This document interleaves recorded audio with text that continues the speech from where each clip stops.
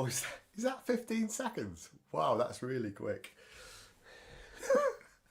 15 seconds. Right.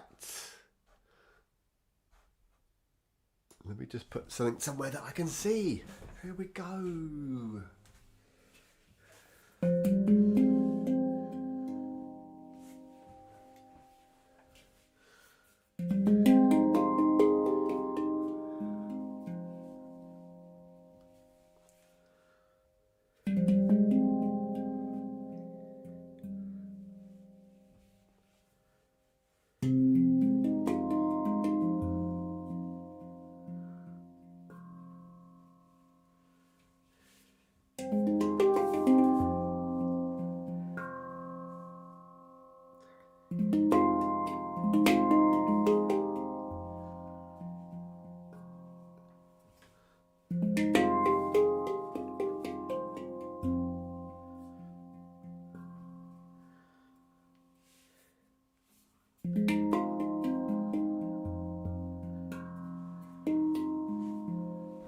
Hello, hello.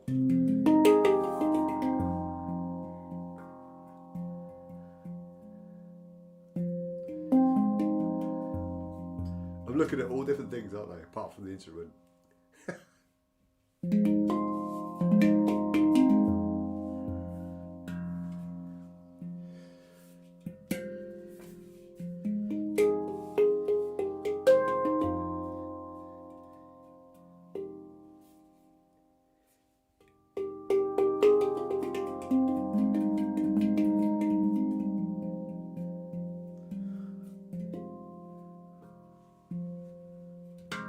We're all vertical tonight, look. We're all vertical.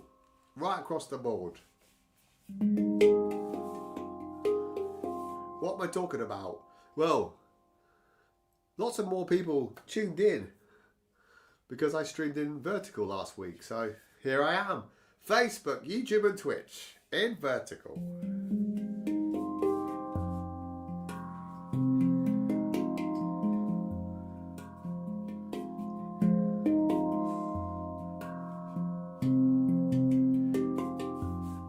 I don't have enough followers on Instagram to go live yet.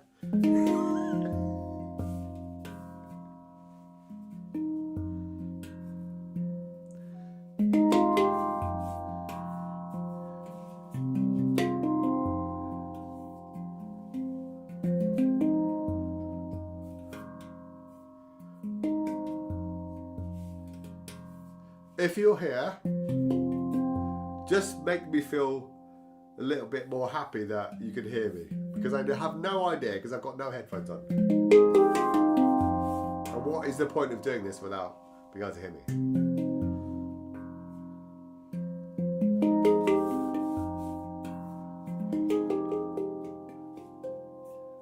I think you should be able to.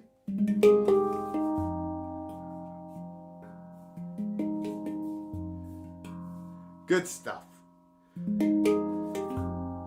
Thank you so much for letting me know.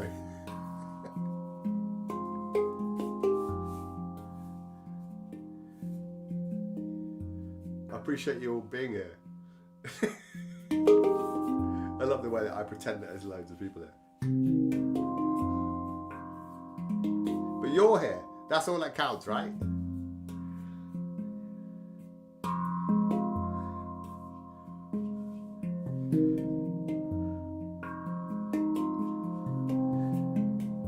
Always love to see Alexandra. How are you doing? Well, I can't see you, but you know what I mean. I can see your name. Hopefully we'll get that sorted out in the summer next year, right? When I come over to Pan Paradise. News on that coming up as well.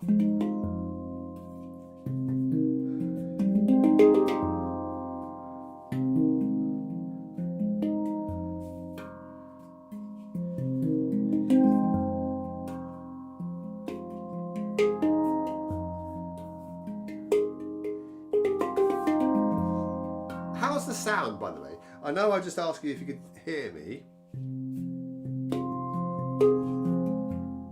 I got a new bit of gear. which you can't see.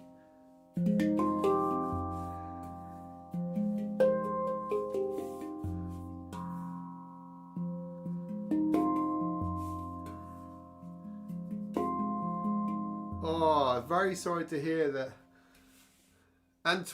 Bright Antwerp is poorly. She can't go to the Malte Marten concert. That is awful to hear. Very sorry to hear that. Very sorry. Well, here you are. You're here with you're here with me instead. How awful. No, not awful. I just wouldn't ever compare myself to him. That's what I'm trying to say. Now what am I supposed to say about the concert that I went to when I saw him on Friday? I'm not sure. Oh gosh, I don't know. I'm realising how much I need glasses, by the way. I've got the chat on the screen. I am literally having to lean forward to read it. That's really bad. That's really bad.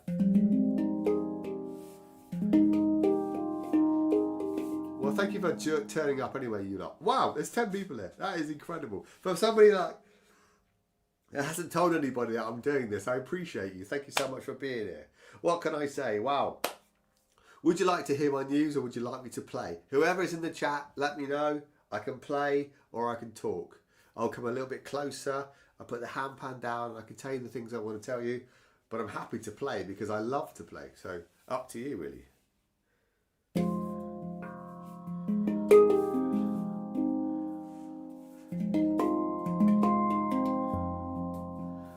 I'm guided by the people who make the effort to turn their phones on and say, hello. That's fine. What was I doing the other day? What was I playing? I was playing these two here.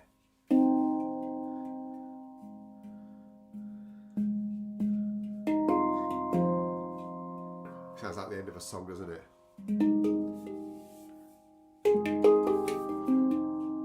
Alexandra, tell us about the concert and play at the same time. I'm not a woman, you know. I'm not very good at multitasking. That's like proper multitasking. I can't.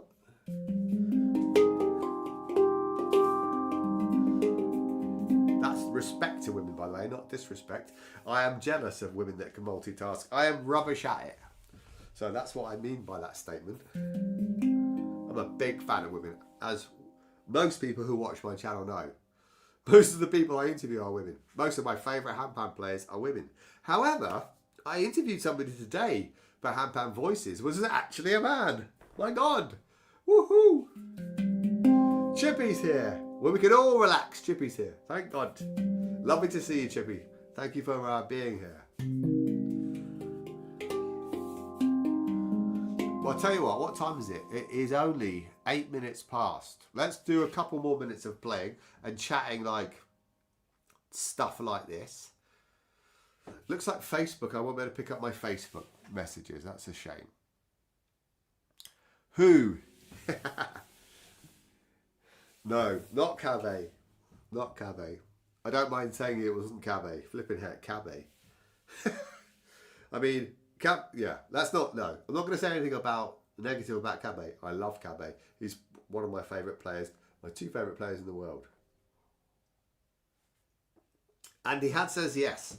He has officially said yes twice now of being on my podcast, Handpan Voices. And that's all I'm going to say about Cabe, because he's an absolute genius on this instrument right here. Especially this one, actually. Without Cabe, would this be in existence? This actual particular scale here, this F2 low pygmy, otherwise known as the F astronaut. Maybe not.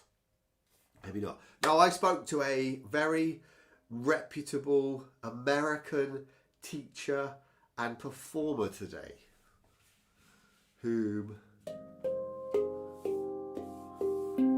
which I had a really, really good chat with. A really, really good chat. Super stoked about your concert reaction. So let's do it. Let's put the handpan down. I'm gonna come a bit more forward, nearer to the microphone so you can hear me, so I can read the chat properly, because I'm going to have to start wearing bloody glasses. That's what I'm going to have to do. Or work out a way of having the chat a little bit, I don't know, closer. I'm going to move the camera. There we go. Stick that over there. Stick that over there. Yeah, here we go. Multitasking. Yeah, I'm not very good at. I'm not very good at that. I'm not very good at that at all. Let's pull it down a little bit more. Doing stuff on the fly. Whew. Right, yeah. So it's Saturday night. Friday night, I went to go. Let's bring the microphone up. This is my new bit of kit here. Look. Woo! I've got like this little like arm of microphone thing. So maybe I should come a little bit forward and zoom out a little bit more.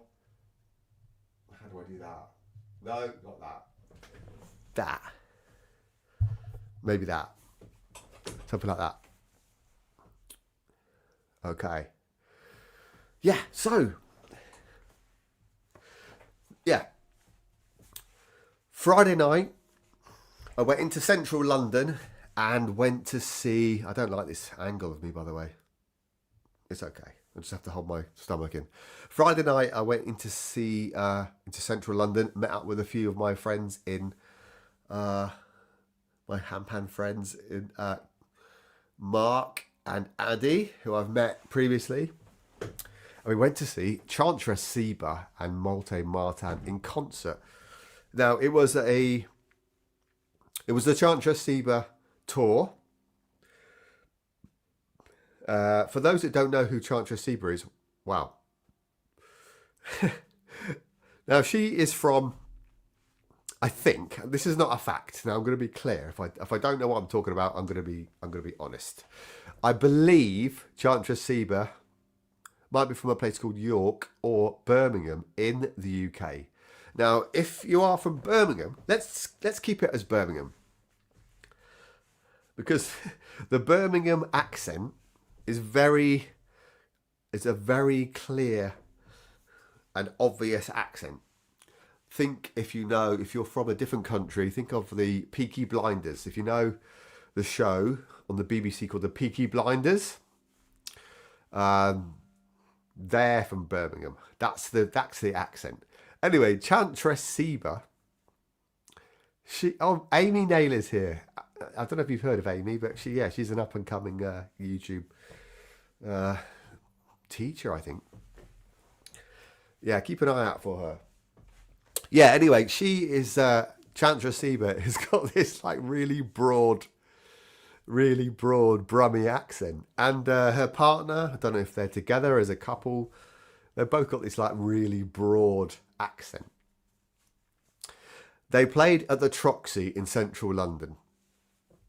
Yeah, please support Amy Naylor. She really is like, you know, give her a look on her YouTube channel. She's doing quite well. You know, one day she might hit 100 subscribers. I think she definitely deserves a bit more, you know.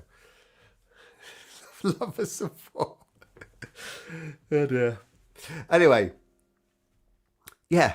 The headline, though, well, there's lots of headlines. There's lots of little things I can tell you. But the big headline of it is that they were on stage for 3.5 hours without a break. They never left the stage. There was never a break. People couldn't leave. They came on stage at about 7:30 and they stayed on stage performing until 11 o'clock. They never left. They were on the stage all that time. Lovely to see Aziz here, by the way. Hello, Aziz. And lovely to see Candela here as well. And yeah, it's great that Chippy's subscribed to Amy. That's really good. That's 101 she's got now. That's really good. I appreciate that, Chippy. She needs all the support that she can get. So, yeah, I mean, just for the sheer fact that watching somebody on stage for 3.5 hours, they never left. They never left the stage. And you think, you know, they're pretty chilled. Everything is pretty, over 3 hours, like nearly, 3.5 hours on stage. They had like brew, they had like cups of tea, they had water and stuff. But they never left. They never left. I don't know if that was the same as the rest of the tour, because I didn't go to the rest of the tour, but this was the end of the tour, right? This was like the amalgamation of their tour. Apparently it had over 7,500 people turn up at the UK tour. Was it UK? Might have been European, I don't know. But anyway, she seemed quite chuffed about that right at the end. When you consider that she has 1 million subscribers to her YouTube channel and 1 million on Instagram as well, I guess you would expect to see that amount of people. But if you're not aware of what sort of music that she does, they are songs. They are song based. They are also prayer based. So what I don't know is whether or not the language that she speaks is a real language or not, or whether she is like sort of toning. She definitely sings in English, and she definitely has English songs, and she definitely does chants and mantras and prayers, right? I understand that. And I absolutely loved it. I've got nothing negative to say about Chantress Seba or the music or the performance or the stage show or anything that she did. I really needed it. I really, really needed it. I was working quite hard in the week, putting some finishing touches, not finishing touches, some ongoing products on my new shop called Handpanion, which I'll talk about later. I've been working really hard on it. I really care about it. I really want to make it a success. I really want to support the artists and the handpan teachers and everybody that's on there, as well as providing a really good platform for people to buy stuff. So I needed it, but I didn't know what to expect. I didn't know what the audience was going to be like. I didn't know how big it was going to be. I didn't know how popular it was going to be. And most importantly to you guys was that Malte Marten was headlined as being with her on stage for this concert. Right? Which he was. So there's nothing to lose there. There's no drama there. Yeah, as Chippy says, I would have loved to have been there. 3.5 hours with no break is really unheard of. It really is. It was crazy. I think the audience struggled with it because there was quite a lot of movement and people needing to go to the bar or needed to go to the loo, or have a pause or do whatever they need to do.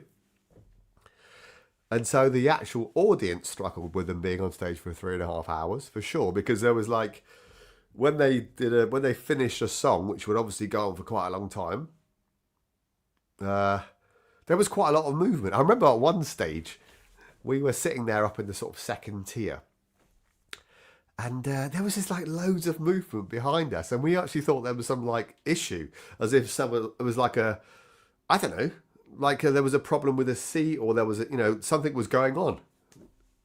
You get to worry about these things when there's like a ripple effect of people in a crowd. You think something's happened. Do I need to react? Has something happened in the audience? Do I need to get ready to go to the exit or whatever, right? And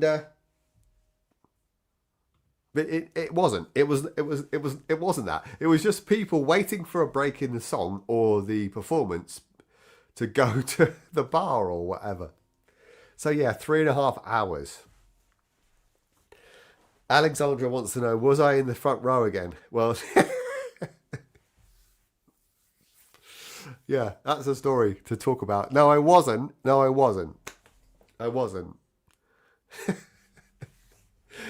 laughing because it's one of the stories that I want to talk about. So I really needed to go because I knew the style of music that she writes, and I knew the style of music that she plays, and I knew Malte Marten was going to be there and he's going to be performing. And it was how I expected, because I've been to some of the live streams that they do, and it's very much like a guided meditation as part of what you're going to. It's not just a concert and singing, and it's very spiritual. Very grounding, very yeah, I think the word spiritual is the best way to describe it. But it's very much a guided meditation, and they get the audience to be as one together. Big deep breaths in, big exhales, big like focusing and grounding people. Amy does this on her shows when she plays. I'm sure she doesn't mind me saying on a smaller scale, but at the moment. But they were very much like, let's all relax, let's all be together, let's all take the breath, let's all get to the stage, let's all get down to the level that we need to be at. And I thought, that is perfect, because that's exactly what I needed to do. So I enjoyed that. Particularly for where... yeah. Massive. See, Amy's... Yeah. Well, Amy... When you get a bit more popular on YouTube, you might get massive numbers like me, but you need to sort of put the hours in. You need to, create the content and start doing tours and creating songs and writing albums and stuff. But you're not quite there yet. But I'm joking, obviously. But she does the same thing, and that's what I love about Amy. She's picking up on this vibe. Sometimes I get a whole 12 people, she says. She gets more than that. What was I saying? Oh, yeah, the seats. So I didn't sit at the front like I did last time with Rosie. I was only sitting in the front because I was with Rosie, let's be honest. I mean, Rosie Bergonzi, proper diva. Like, she wants to sit on the front row, that's where she's going to sit. I was just along for the ride. I was on Rosie's coattails on that particular concert. I wouldn't have strolled up to the front and said, right, I'm sitting here. That's what... Rosie's a professional musician. She's Rosie Bergonzi. You hold on to her coattails and you sit next to her. That's what you do.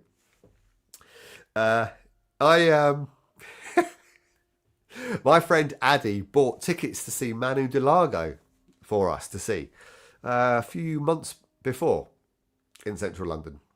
Brilliant, beautiful venue, an amazing concert, absolutely stunning. Manu Delago, multi-instrumentalist, had a string quartet and a singer. I cannot remember the venue name, but it was wonderful. And Addy organised the tickets. He got me a ticket. We had a great night. It was the same night that we saw Amy and Rosie, I think, and we went out for dinner, I think. Or was my memory not right? I'm not quite sure. Chippy says, Seba makes my tears flow. I would have been bawling at the concert. Yeah, a lot of people were, and thank you, Amy. It was Wigmore Hall for the Manu Delago concert. There was a lot of people crying, Chippy, for sure. A lot of people crying. So Addy had bought these tickets, and I wanted to reciprocate and step up and buy the tickets for the... I wanted to go to see Chantress Seba in London. And I wanted somebody to go with because I didn't think their wife would be interested. And actually, in hindsight, she would have enjoyed it. So I said to Addy, would you like to go to Chantress Seba with me? I'll get some good tickets. And he was like, yeah, definitely, of course. That was before we knew Malte Marten was going to be performing with her, by the way. That was before. Is that right? Yeah, that was before, yeah. And so, when you get like a seating plan of a venue, you get to see, where the tickets are and what sort of prices they are. And so a bit like the church with Rosie, seeing Malte Marten, we paid for the most expensive tickets. And these tickets were in a booth. And I thought, top tier, second balcony, front of the second balcony, in a booth. I thought, that's the one. They're the best tickets. They were the most expensive tickets. They were £40 each. I thought, right, I'm going to, impress Addy. We're going to get some good tickets. And unfortunately, the booth had 4 seats in. Not 2, 4. And I booked 2 tickets in the booth. And you think, that's all right. It's a booth, great. You get a really good view. You can see the concert. Awesome. The booth wasn't a booth. It was a table. In a table, say like my fist is a table. We had two seats here and 2 seats here, facing each other. So you had like 4 people facing each other in between the table. Unfortunately, the stage is this way. So you're sitting there like this at the table, and the stage is over here. Now we got there, and the 2 other people had already got there. We didn't know who they were. They were a daughter and they were a mother and a daughter, and they were sitting on the front 2 chairs in the booth. So me and Addy had to sit behind them in the booth. So, so I thought it was going to be the best seats that we could possibly get, and they ended up being the worst possible seats because we couldn't actually see properly because we were sitting behind somebody facing sideways. So we had to we were like sitting like this, and I had to sort of like look round the back of the woman that was sitting in front of me, or like sit forward or sit behind her, and it was it was not very good. I'm laughing because it didn't bother me at the time. It honestly didn't bother me at all. Because of the, it was just funny afterwards. It is weird. You're right. You're right. It is weird. It was not what I was expecting. It was like, it was like people that are there to see a show that they're going to get food with, and they're not really that bothered. A bit like a jazz club. When you go to somewhere like, I've been to a place called Ronnie Scott's in London, and you like sit there and you have a table and they bring you food, and the entertainment's a bit of a part of the show, but you're there to sort of socialise. You're not really there to sort of be there 100%. It felt like that. But unfortunately, it was a concert and everybody wanted to be. So everybody else who had the cheaper seats had a much better view because they're all facing the stage. And me and Addy were like sort of looking around these 2 women who were the mum, and they were lovely. They were chuffed that they were sitting with 2 handpan players. The mum had a tongue drum. The daughter was very interested in handpans, and obviously Chantress Seba and Malte Marten. And by the way, Amy, if you're still here, probably not, but if you are, I bigged up Meridian and I told them they should come down to Bristol and have a beginners handpan weekend. So look out for a mother and daughter duo from Nottingham coming down to Meridian and booking some tickets because they sound like they were up for it. What about Malte? Because this is what you want to know about. It was weird, and it was I don't know about it, a shame. That's just a laughing emoji. I decided, because they'd put me in such a good frame of mind at the beginning of the concert, that it was not going to bother me. I made a distinct effort because of the style of music that they create. It automatically, and it always has done, chilled me out straight away and really put me in a zone of listening to music. Really listening. Which I love to do. When I go to a concert, like I went to like Niels Fram concert about 12 months ago. Maybe over that now. And I spent like half the time with my eyes shut. So I thought, right, I've got 2 choices here. I either get really cross, ask for a new seat, get a new seat, which I could have done. Other people would have done that. Or just accept it. And I decided to accept it. And instead of like sitting sideways looking at what's going to happen, for the majority of those 3.5 hours, no, maybe about half of the time, I sat not facing the stage, but sat with my hands on my lap or whatever, with my eyes shut, really listening, really, really listening. Because at the end of the day, I know it's a concert and I know it's a live concert, but music is an audible experience. And I really, really got a lot from it, and I really, really enjoyed it. Let's talk about Malte. I probably talked about him a minute ago, so sorry if I didn't carry on with that. Malte came out right at the beginning with Chantress Seba, as in the lady herself, Chantress Seba. Did I post something? Maybe I should try and give you some relevance of... Did I put something on Instagram? My video was really bad. It was really bad. Oh, there's Amy. She's come up on my little timeline. Amy Naylor. She looks like she's making a name for herself now on... Whoa. Gulzar Nazari has just started following me on Instagram. I'm pretty chuffed about that. She's going to be special in the future, for sure. Well, she's special now. Let's be honest. Right.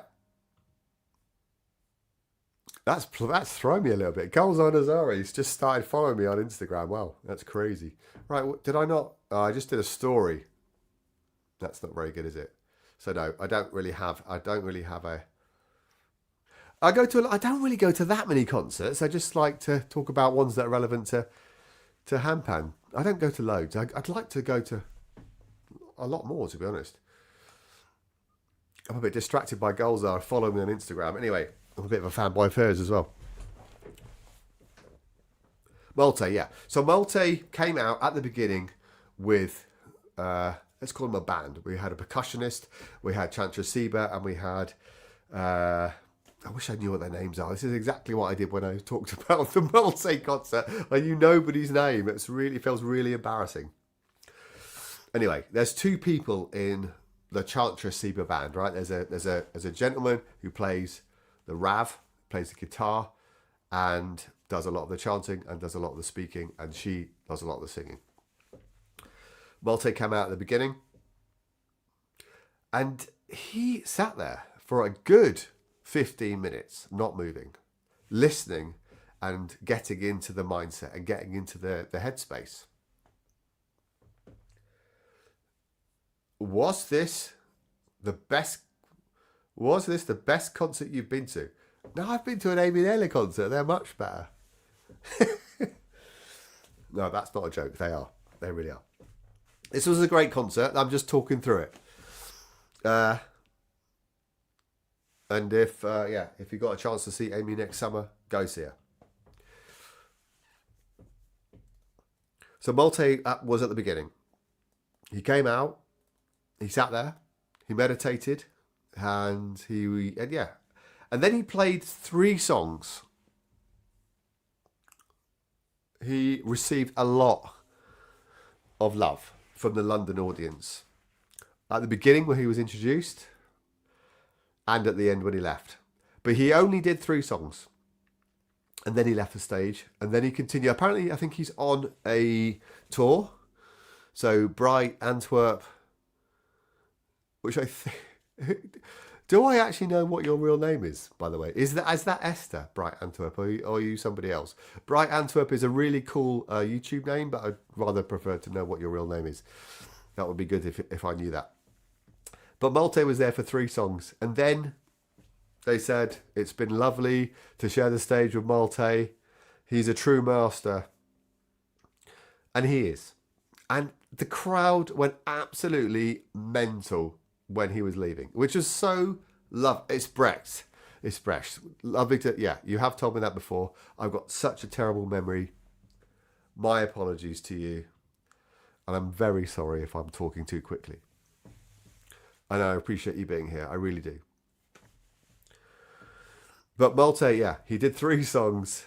He got a lot of love from the London, UK audience. Literally, the place went crazy when he left the stage, which was so lovely. I really hope that he appreciated that. I don't know what he gets when he goes to lots of other places. I'm sure he gets a lot of applause. But this was a big concert, and he was a special guest. And I hope he felt special, because he played perfectly. He played beautifully. Was he mic'd up really well? Not really. It was okay, but we all know that handpans are quite difficult to to mic up. I did sense there was a few people that probably left after Malte had left. I mean, you know, they did sell it as if like, you know, featuring Malte Marten. A lot of people who are into the handpan would have appreciated that combination. And they do sound amazing together. Malte and Chantress Seba together are incredible. They really are amazing. Brex is a student on Master the Handpan. I know all about you, obviously. And I'm very sorry about my terrible memory. I always say to people that my excuse is my bad memory is down to having a clear mind so I can create music. Or whatever. Anyway, yeah. The other thing I wanted to talk to you about the concert is that it was not all chill out, you know, like proper like meditation, sit down, shut your eyes, really mellow. There was a section towards the end where she had literally because it's such a long concert, they obviously realised, the people on stage, that everybody had been sitting down for quite a long time. They were like, you've been sitting down for quite a long time. I'm not going to do the accent. I can't do Birmingham. I don't know why I can't do Birmingham accents.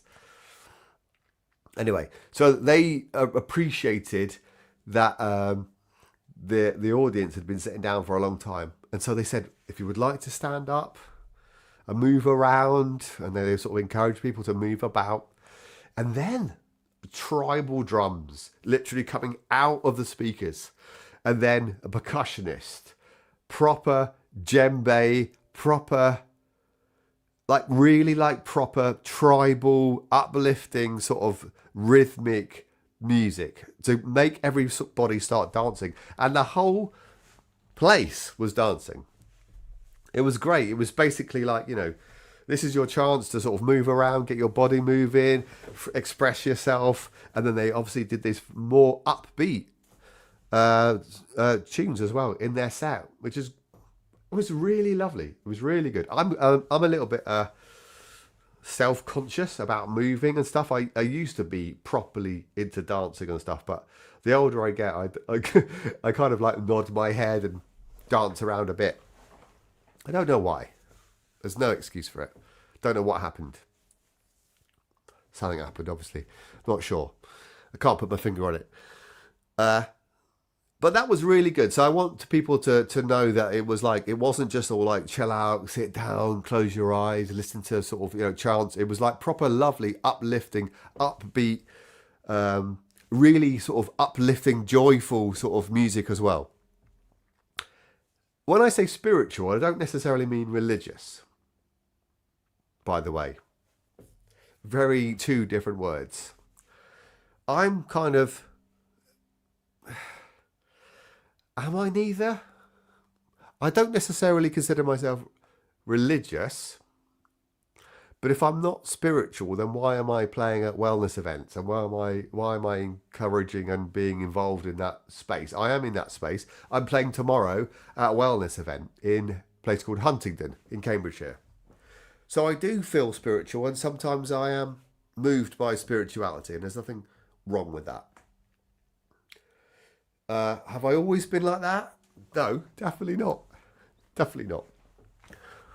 But I'm like what do I say to people? I'm a spiritual baby. I'm sort of learning as I'm going, and I'm enjoying this new stage of my life and enjoying it because of the handpan. It's sort of bring this sort of spirituality out of me a little bit, I think. What's Chippy saying here? I went to a concert with tribal music. Everyone got up and danced freely. Proper band audience interaction. Yeah, it was exactly that. But it just wasn't that all the way through, and I wasn't expecting it. It was like that. It was just at the right time, and it was really good. And I thought that was really good. But then they went right back down again. They went right back down. They brought people up and went right back down. Thanks, Chippy, by the way. I appreciate you in taking part in this little chat. And lots of people were like leaving I don't have it here. I should have brought it with me. I'm not very good at setting these live streams up, so sorry. But I took the opportunity while one of the sort of more chill out songs were happening after that, while everybody was standing up, because they got everybody to stand up and everybody was standing around and and getting into the music. And I thought, I really want a t-shirt, because I've seen the t-shirts before the show. They're really lovely, really, really cool. Really lovely sort of spiral sun, brown with like a gold sort of emblem. Because I've started to perform a little bit at sort of wellness events, and all I wear is Amy's t-shirt that I've got. I kind of can't keep wearing that, so I thought I need a t-shirt. So yeah, I went downstairs into the foyer, got myself a t-shirt. £35 British pounds for a short sleeve t-shirt. £50 for a long sleeve t-shirt. Woo! £50. I didn't get that. I got the short sleeve t-shirt. Very nice. Really happy with it. It gives me something else to wear. I'm well happy about that. Well happy about it. Let's play some music, shall we? Because I think that's about it. If anybody's not got any other questions about the concert, I should probably have a little musical interlude myself, so people could go off and do what you like. But I thoroughly enjoyed it. I don't regret a single moment of it. I met up with the guys before in the pub. We had a drink. We had a bit to eat. We went to the concert. It was a good experience. The musicality, by the way, worth pointing out, the musicality of Chantress's voice and the guitar playing and the cajon and the djembe, and they also had gongs as well and crystal bowls, was really special, and I really, really enjoyed it. So if you ever want to sort of be in a calm and relaxed mindset and you're looking for some music, then look out for Chantress Seba. Dare I say it, on Spotify or wherever else, maybe on YouTube. Maybe we should on YouTube. Let's promote YouTube. Chantress Seba and Malte, you can both find their videos on YouTube, right? Amazing, really beautiful, and it was good to see the Chantress dancing as well. She was proper dancing and really letting it go right at the end. She was like, you can see that she'd been on a long tour. It must be difficult for the musicians who are touring to get to the end of their tour and let it out. It was the end of the tour, and you could see that she was in a good space and she'd enjoyed it, and feeling the love and the appreciation. They had things to say. They had, I think that, what I'll end with is I took part in I don't see, because this is an example of me being a spiritual baby. They did a big sort of om, I don't even know what you'd call it, an om call to whatever, I don't know, maybe a prayer, or maybe it's just a chant, or it's something to do with it's the most ancient and oldest sort of sound apparently, known to man, this om sound. And being in an audience and everybody doing it by being led by somebody to do it, that was quite moving. I quite liked that. It was quite good. I enjoyed it. I've never done it before. I don't really understand what it means, but I was in the moment. I appreciated it and I enjoyed it. And that's what you should do, right? That's how you should feel about things. So the om, with a huge, massive audience of people around you, being guided, that felt good, because the sound, it just makes your whole body vibrate. That's the whole point of it, isn't it? You make this sound as if you're humming. You make this deep sound, and it comes out. And I enjoyed it. It was good. Right, I'm going to pull back a little bit. Get my F2 back out.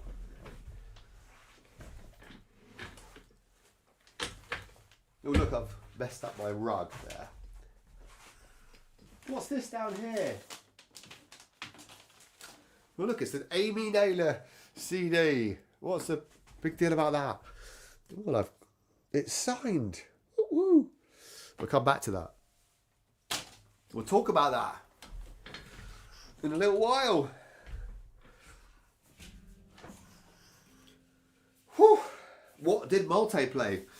I'm not sure what he played, you know.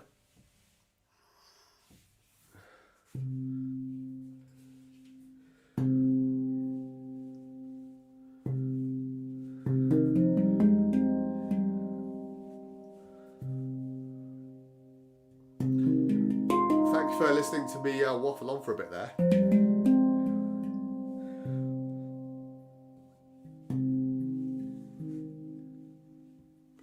It definitely sounds different since Duncan's like tuned it, by the way.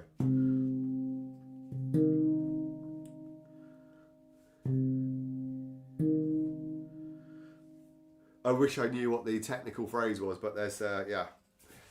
Let me move that a little bit. Is that going to work?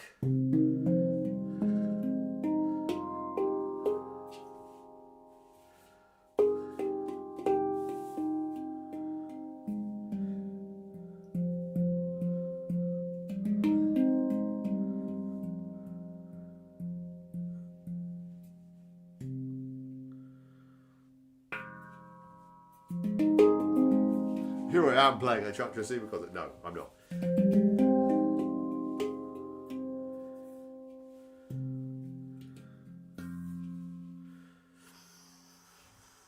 Whew. It's quite hard talking for that amount of time. How long did I talk for then? 40 minutes. Flipping heck. That's a lot.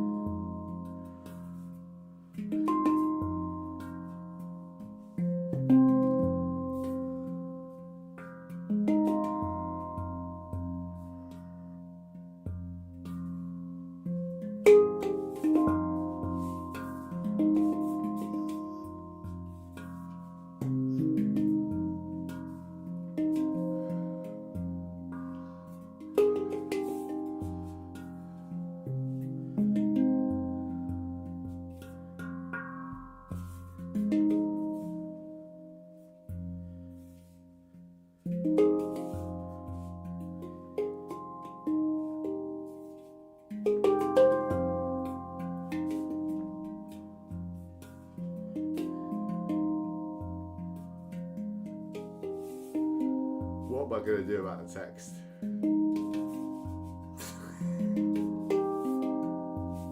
going to have to start wearing glasses.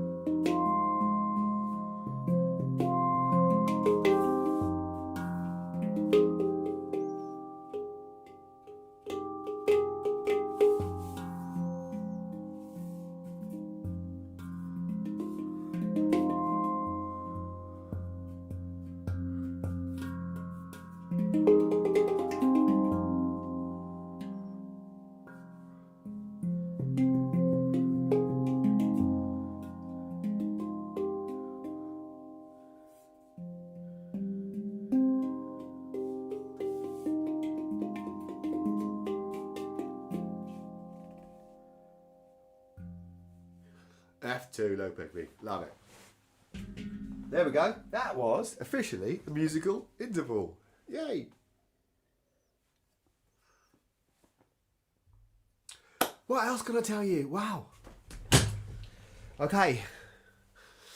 Let's talk about we got a little message here. Om Mani Padme Hum means hail to the jewel of the lotus. I know somebody called Jewel of the Lotus, Jeweled Lotus. That's his name on Spotify. And I actually appeared on a song on Spotify on one of his songs. Jeweled Lotus, that's his name. I got lots to learn, haven't I? I've got lots to learn. Let's talk about Handpanion, if that's okay. Handpanion is a new site that I have created. Initially, it's going to be it's live right now. It's an online shop for handpan players. And it promotes and it shows musical handpan accessories. Musical handpan accessories? What's that? Handpan accessories. So, at the moment, and other things related to handpan, of course. Eventually, though, and very soon, it's going to be a lot more than that. So my goal is to continue. I found finally the way that I can. I'm gonna sit a bit closer, so I'm a bit closer to the microphone. There you go. I finally found the way that I can support the full-time musicians that I have so much respect for. People like Rosie, people like Amy, people like Gulzar Nazari, who's just started following me on Instagram. That is crazy. And everybody else, everybody that I interview on Handpan Voices on my podcast, I want to start supporting them if I can, by promoting their music, by linking up the interview that I do with things that they are selling, either CDs, either teaching, either festivals they're going to, anything really. So at the moment, I've got 2 people on the site. No surprise, Rosie and Amy. Do I talk about Amy's t-shirts? I'll talk about it, but I'm not going to share any links at the moment. So, Amy Naylor has got an amazing album called The Earth Teaches. She cares about the planet. She cares about everything on it. And so she has decided that and this is not her words, these are mine, by the way. This is not Amy speaking, this is my interpretation. Just got to make that clear. She wants to look at a different way of selling more. I don't like the phrase eco-friendly, but that's what they are. So she has gone out and found some upcycled t-shirts, in which she's then added her own very unique and distinct print stamp on them. Are they called stamps? I think so. A beautiful design. Which I will be showcasing on more live streams when I'm more confident about selling them to everybody that's watching.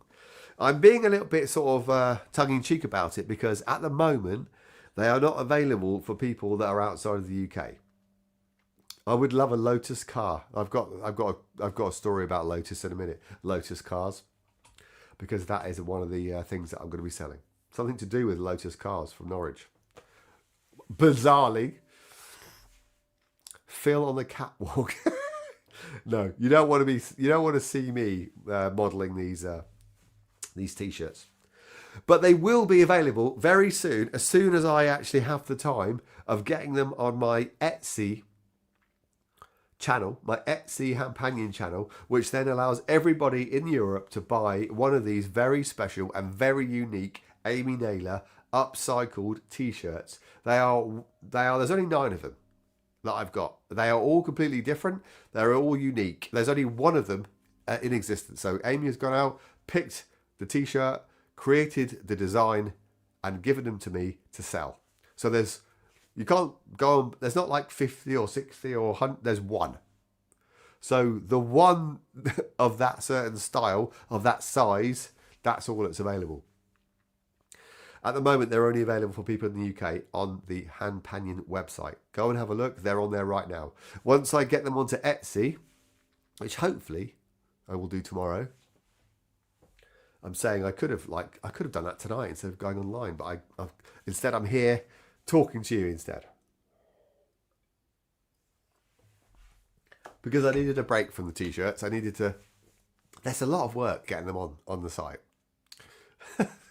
Can I do a screen share on vertical? Let's try it. Why not, eh? Let's see how we get on. I never tried it. Nobody really cares. There's not that many people here. So let's have a look. See if I can do it. And what it looks like on vertical. So I'm going to click on that button there. I'm going to share screen. I'm going to click on that. I'm going to click on that. Right, let's see what that looks like. It looks terrible. Look at that. That looks terrible, doesn't it? Looks awful. How can I make that look better? Let's go to the t-shirts. Is that the screen that's... No, that's not the right screen. This one is this one. Is that the right screen? Yeah, there we go.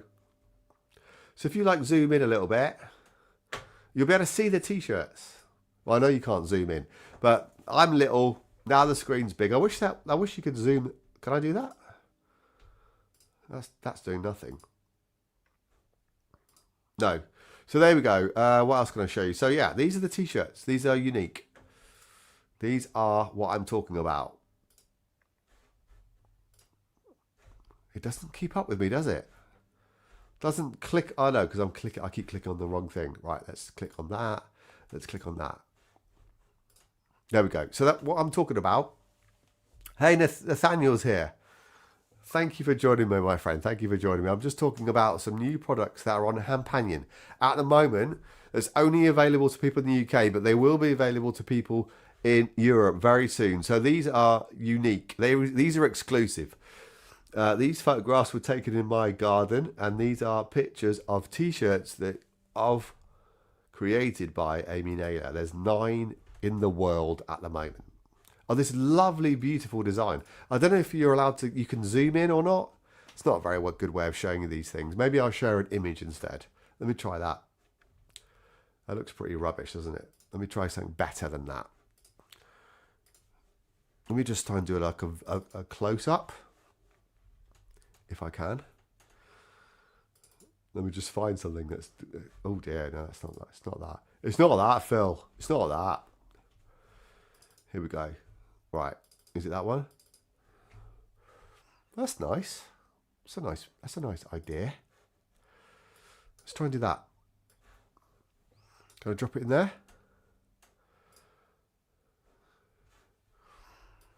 I just want to be able to allow you to see it a bit better, that's all.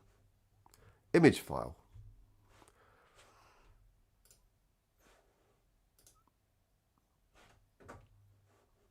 Come on. Is it going to do it? Well, it's a bit better. It's not really great, is it? I guess you can see it. That's the logo, right? It's not a logo. This is Amy's design. I think it's beautiful. There's a lot of information on the Handpanion website about what that actual symbol means, where she got it from, why it's there. But you can clearly see at the bottom, that's a handpan. And it's been added into a very ancient style. These, yeah, like I said, I'm not here to tell you, I'm not trying to sell them to you. I'm just letting you know that this is what the kind of thing that I'm trying to do on Handpanion. I'm selling things that the Handpanion players that I admire do have available to buy. I am supporting them because they don't have to create their own shop. Okay, that's my job as far as I'm concerned. Right? You can see here there's lots of different styles of these. That's just one. That's it. It's starting to feel salesy, so I will stop selling. I'm not selling. I'm just letting you know what's coming. Another thing that's coming, which has nothing to do with t-shirts, which is also lovely, is signed CDs. Now, I know that's pretty old school, and you think, well, nobody listens to CDs. They do, actually. That's a bit like saying nobody listens to records. They do. People love physical products. And I am lucky enough to have 10, actually 9 now, because I sold one today. 9 signed CDs by Amy Naylor of her album, The Earth Teaches. There's one here. Right here. Here's Amy, and she signed them for me when I saw her last week. And this is an exclusive as well to this live stream. That has now... That I've also got the brand new Marloy album on CD, and I'm also going to receive, I'm waiting for them to turn up in the post. I have got 10 signed CD, signed copies of Marloy's brand new album as well, which I can't believe, actually. So the purpose, as I keep saying, the purpose of Handpanion is to have a space where you can get really unique, curated items that these people are selling, that I'm helping them to sell, that they are not going to be available anywhere else, and they are unique, and they're really they really are thoughtful products, if you like. I'm also, just literally today, this is really new, Alexandra, I love her new album. Well, I haven't heard it. She's sending me. They're in the post right now. I'm waiting for them to turn up. She has sent me 11, one for me, and she sent me a little message on the back, which is lovely. And there's 10. And you, honestly, Alexandra, I was thinking about you, and I was hoping that you weren't going to get one, so you would get a signed version from Marloy, literally a signed copy of a CD. If you want to support Mar and you want to provide the most money that she can get for buying the album, obviously buy it from her Bandcamp page. But this is a signed copy, and they're coming. It's brand spanking new. This is like literally come out this week. Earth Teachers by Amy is has been around for a little while. Hopefully I'll get her to do another signed selection when she brings a new album out, whenever that is. That's coming soon, hopefully. Alexandra's already bought it on Bandcamp. Yeah, well, so you should. That's really good. That's really, really important to support Marloy. We love Marloy. I personally think she's the best player in the world. So that's why I'm so excited about it. I wanted to support her. I literally bought 10 copies from her to sell on my site with her signing them, which is great. And then it got me thinking, I could sell the digital download version of that album with a bonus track of me interviewing the artist. Couldn't I? Because that's what I do. Or they could add their own extra track of them talking about the album. So I'm not talking about adding a Handpan Voices interview onto the album. I'm talking about, like when you, well, a lot of you probably a lot younger than me, but when you used to buy CDs or maybe even a DVD, right? You watch a film that you love, people really love the behind the scenes footage, right? They love all the backstory and all the extra things associated with that film. What I'm going to try and do on Handpanion is to sell an exclusive additional extra bits of the album. So get the person who's just produced and released the album to talk about the album and to add that as a separate additional track, as a bonus track, a hidden track, if you like. Yeah, Alexandra, you're right. So it's like a Handpanion will be like the place where you can find out as much as you can about your favourite handpan players, support them and buy the album, but also find out a little bit more about the album, the behind the, whether I interview them about it, which would be great. I'd love to do that, just as an additional, track. Or they send me an additional bonus track, like a story of one of the songs. And I thought I could do that. I can flip and do that. And it's like, all I need is from them is like, I just need the digital WAV and it high quality as well. I could offer lossless WAV file versions of the album. Doesn't have to be a compressed MP3 file that you stream on Spotify or wherever you want to stream it from.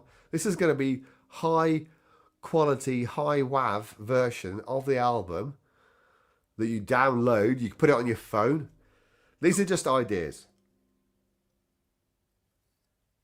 But I thought, what do real fans really want? What are they really interested in on with Handpan Music? They want to hear the story behind it. Jim, lovely to have you with us. Fair play to you. And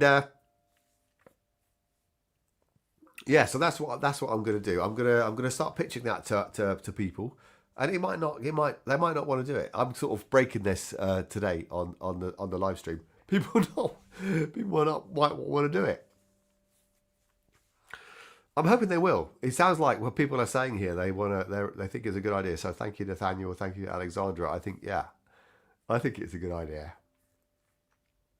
What else have I covered? Yeah, but yeah, I'm excited about Ma. What can I share something with Ma? What can I share? What's that? Oh yeah, that's still on there.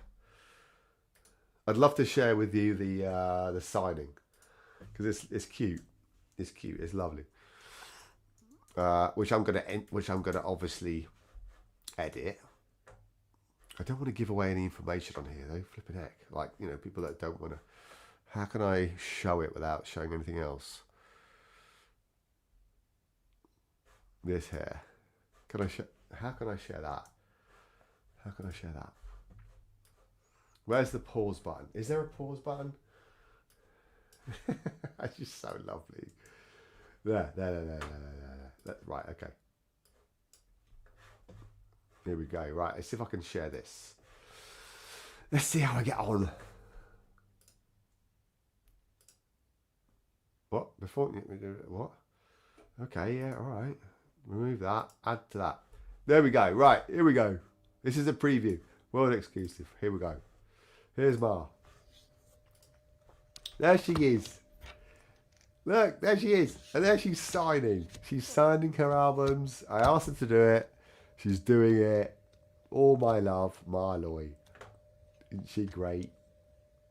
You probably end up getting these albums from her signed on her website, let's be honest. I'm not pretending that they're not there. But yeah, that's what she did for me. I asked her to do it. She's... Look. Isn't she great? Thank you, Ma, so much. Yeah. It makes me feel like... I'm supporting her. We want to jam with the artist, so a jam-along track would be cool. Wow, that's a really good idea. It's a really good idea. That's a cool idea, Alexander. Yeah.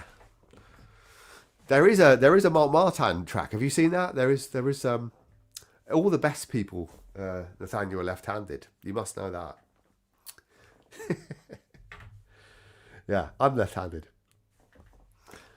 We're all left-handed. All us, yeah. No, I'm not putting myself in that little bracket. Not with Marloy. Where do I need to put the chat? It's sort of... There we go. Yeah. Well, see, Chippy, that's what I've always wanted to do. This is what it's all about. This is what it's all about. This is my hobby. I feel it's my duty, whether it's... I don't know, it sounds a bit weird saying duty. But because I have a full-time job, because I've got my own job already, like you guys probably have, right? Everybody that's here. We're not professional musicians. Amy dropped in at the beginning, wanted to see what I was doing. I was talking to her via WhatsApp earlier about that I was going to go live. So she obviously wanted to see what I was doing. And now obviously, she's gone because she's got better things to do than sitting here watching me. Yeah, you're right. I found my calling. You're right. Yeah, sorry. I was distracted. I was trying to hide stuff. I found my calling. I love helping people. I think providing a service, not a service, providing help is the best possible thing you could do as a human being, to help others unconditionally. I get a lot of joy from it. I honestly do. I feel inspired to do it. I love doing it. I just get a real big kick from it. I don't know why. No idea why.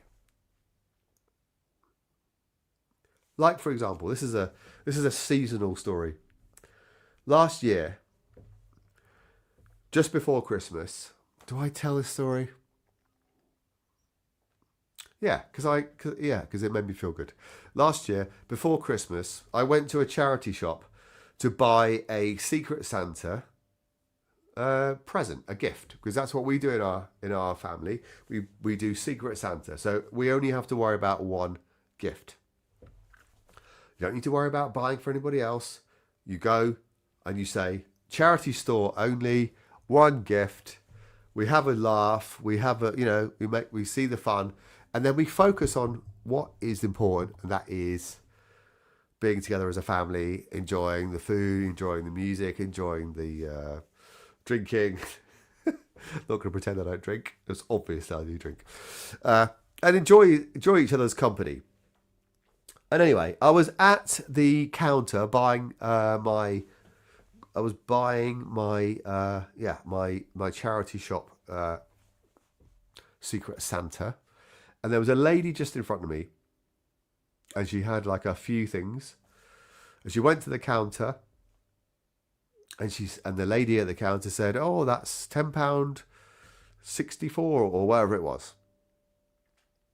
And the lady didn't have enough money. She didn't have enough money to buy the parts, and she said, "I don't have. Do you take card?" Or I can't remember the full story, which is not great when you're telling a story. You should really know the full story. Anyway, I can't remember, but they only accepted. Is that right? Do they only accept cash? No, sorry. Rewind.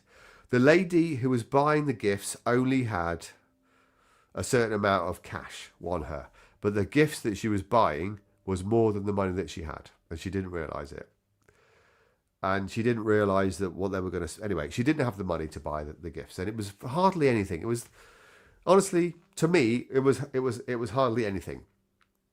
But it was causing her distress. I could see it was. She was absolutely gutted that she didn't have enough money to buy these things in the store. So I was behind her, and I literally just turned over. I just reached over. I said, "Please, let me buy these things for you. It's Christmas. If I can't do it at Christmas, when can you do it?" And she looked at me as if like, "Well, what do you want? What are you trying to get from me?" That was the reaction. Like, why are you doing that? Well, that's fine, right? That's fine. And I didn't push it. I just wanted to do something for somebody because it's Christmas, right? And and so she allowed me to buy it. I paid for her gifts, which were, and she very quickly scuttled out the shop. She didn't really want to make eye contact with me. She didn't make me, "Oh, thank you so much." Didn't make the big deal out of it at all. She was embarrassed. Let's be honest, I think. But it made me feel better because I got to help somebody. And that's what I mean. I get a lot of satisfaction out of helping people. I don't know why. Maybe I don't need to know why. It's a good thing. It's a good feeling helping people. And I've got this shop, and I want to promote and sell things that these amazing artists that are committing their full time to do their passion for people like us. So if I can help them in my little way, whatever I can do, that's what I can do, right? That's what I love. If I can make a secondary income and build it very, very slowly and create a community of handpan fans and keep supporting these amazing artists and teachers, that's what I'm going to do. That's what I'm going to do. Another thing that's coming on the site is I'm going to sell lessons, one-to-one lessons with these teachers as well. So you'll hear the interview, then you will, if they agree to it, of course. They might not. They don't need to do anything.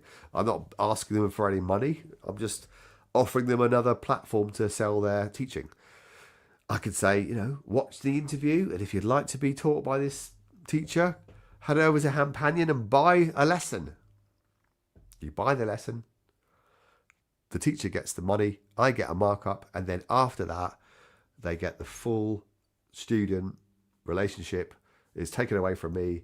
They just carry on with the student one-to-one or group or whatever they want to do. It's just like an initial first lesson. Maybe it's a gift. Maybe you want to buy a gift of a lesson with Amy Naylor or Rosie or the other players and teachers that I'm talking to right now that I can't talk about. I am a fanboy. I know. I am. But it's all from the right place, I think. Fanboy Phil. You have to laugh at yourself, otherwise people laugh at you. And I have called myself Fanboy Phil on a regular basis. So yeah, I'm God, I've been talking for an hour and a quarter. That's bad, isn't it? So Handpanion is like the realization of how I can help students and also artists and teachers. And watch this space. I'm trying to get it to work for everybody. I realised very quickly, unfortunately, that these customs fees have halted me in my tracks on my website. I didn't know that was going to happen. As in, like, I thought I could just set up a website called Handpanion, set up a Shopify account, sell these products, sell them to Europe. Brilliant. No. I sell 2 packs of Handpan playing cards by Rosie Bergonzi into Europe, one to Holland, one to Germany, and both people were charged customs fees from leaving the UK into Europe. An additional €12 or whatever it was. 11 euros into Germany, 12 euros into Holland. I was gutted. I was like, what? I couldn't believe it. I didn't know it was going to happen. But that's what happens in business, right? You make mistakes, you learn from things, you pivot and you move on, which is why I've started the Etsy site.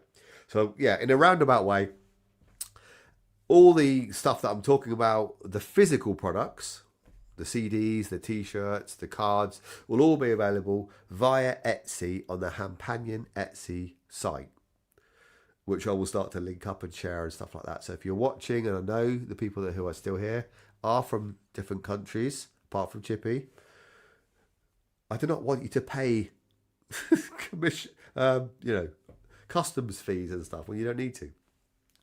If I go through Etsy and I do that correctly, you won't have to do that.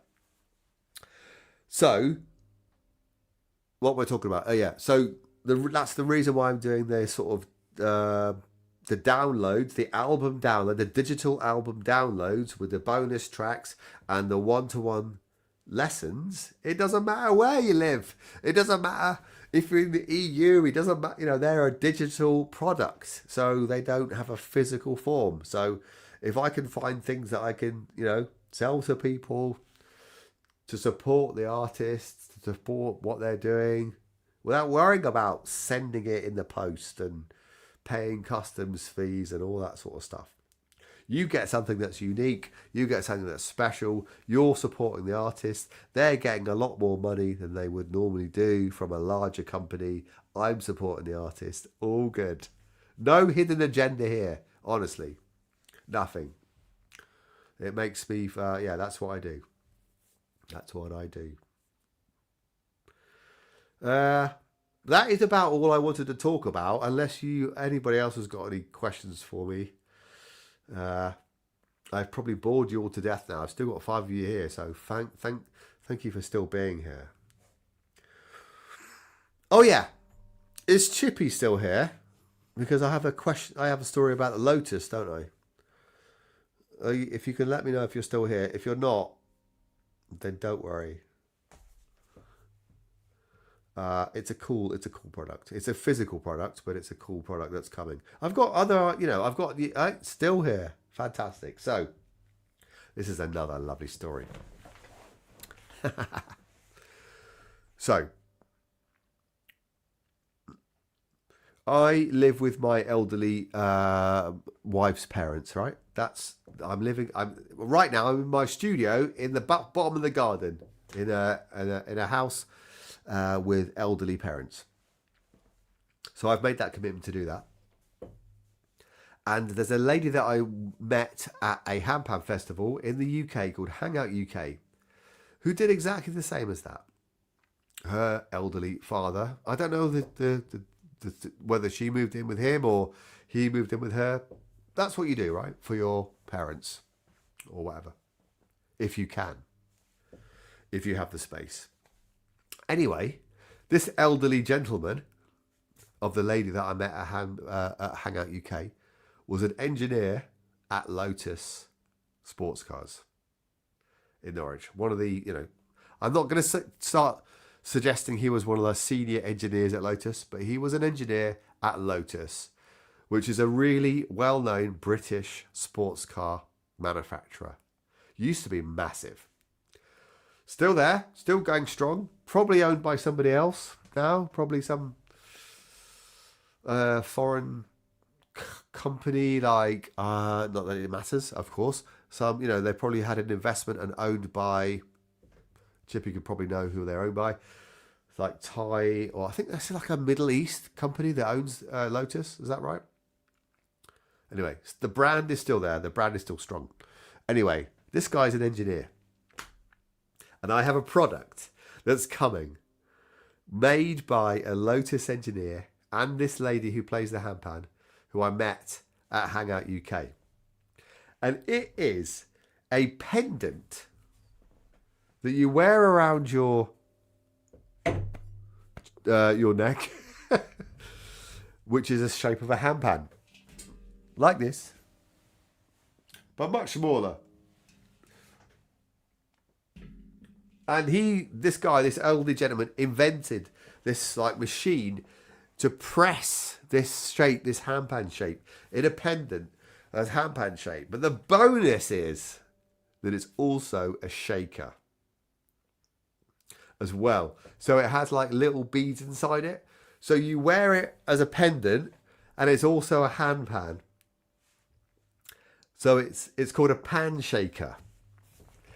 And she does not sell this product on the internet. She only has ever, in the history, in the past, has only ever sold it to individual people in person at festivals. She has said to me, I can sell it on Handpanion.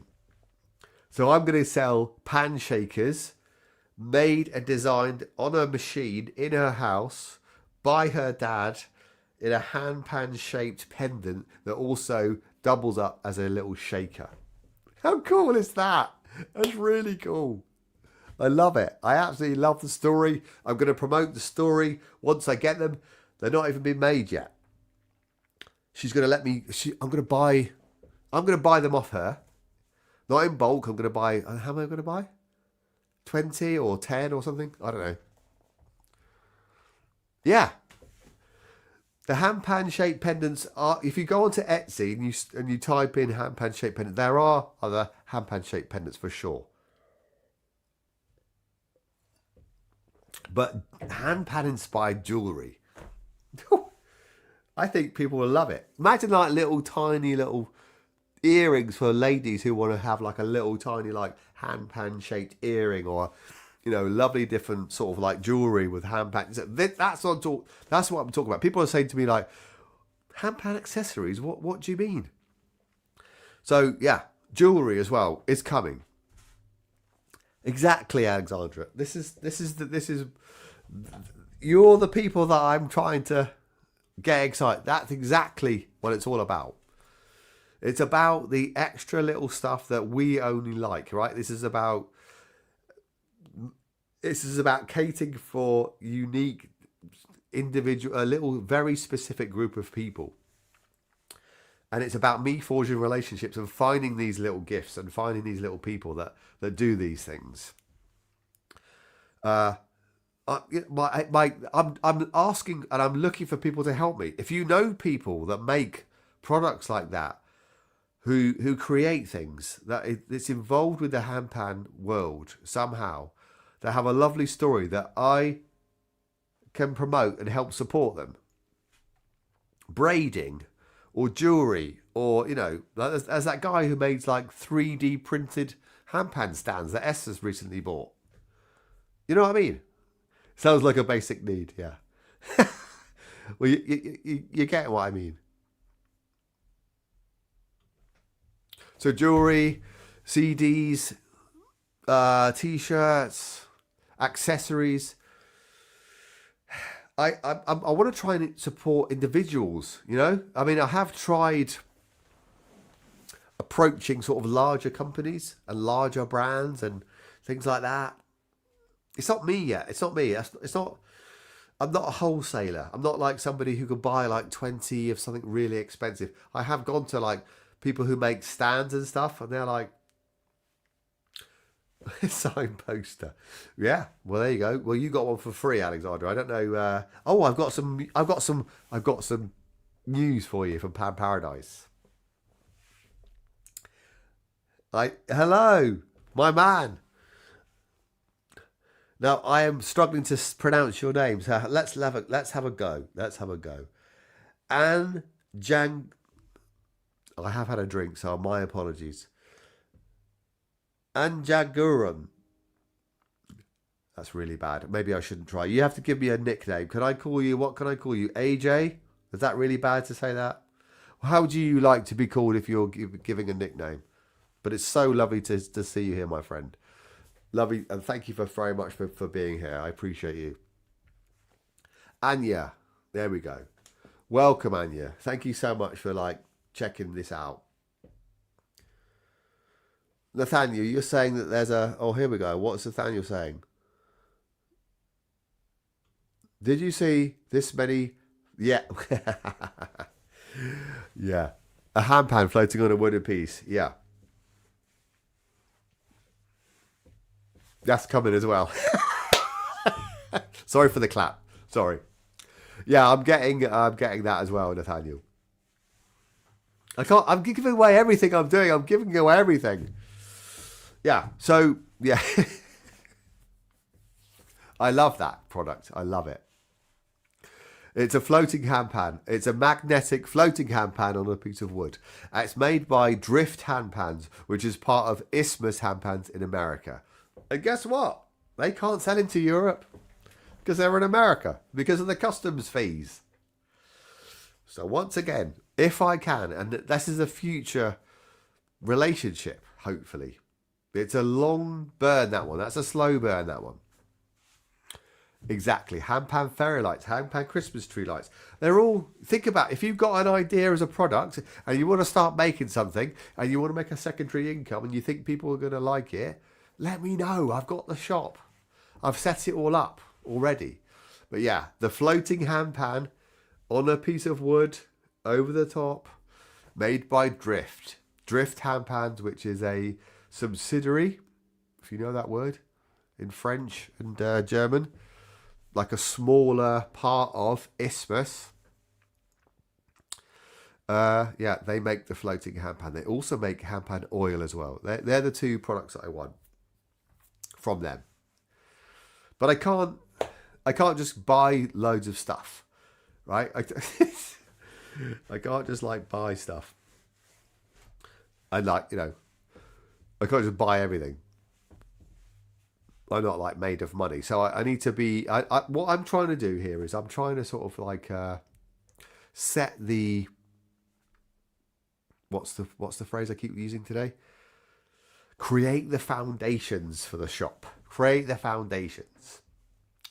I should try the QR code, shouldn't I? No, maybe I shouldn't. Don't worry about that. Apparently, there's a QR code option on here. You can have a QR code. And you could get people to go to the... Yeah, there we go. I'm just going to try this out, right? This is just for testing purposes. If you want to test it, see if it works. Actually, how are you going to do it if you're watching on your phone? If you're watching on a computer, please do this. If you're watching on your phone, don't worry about it. Or if you're watching on your phone and you've got another phone, try this out. But apparently, StreamYard here has a QR code option. Let's see if that works. Is that going to work? Let's see if that works.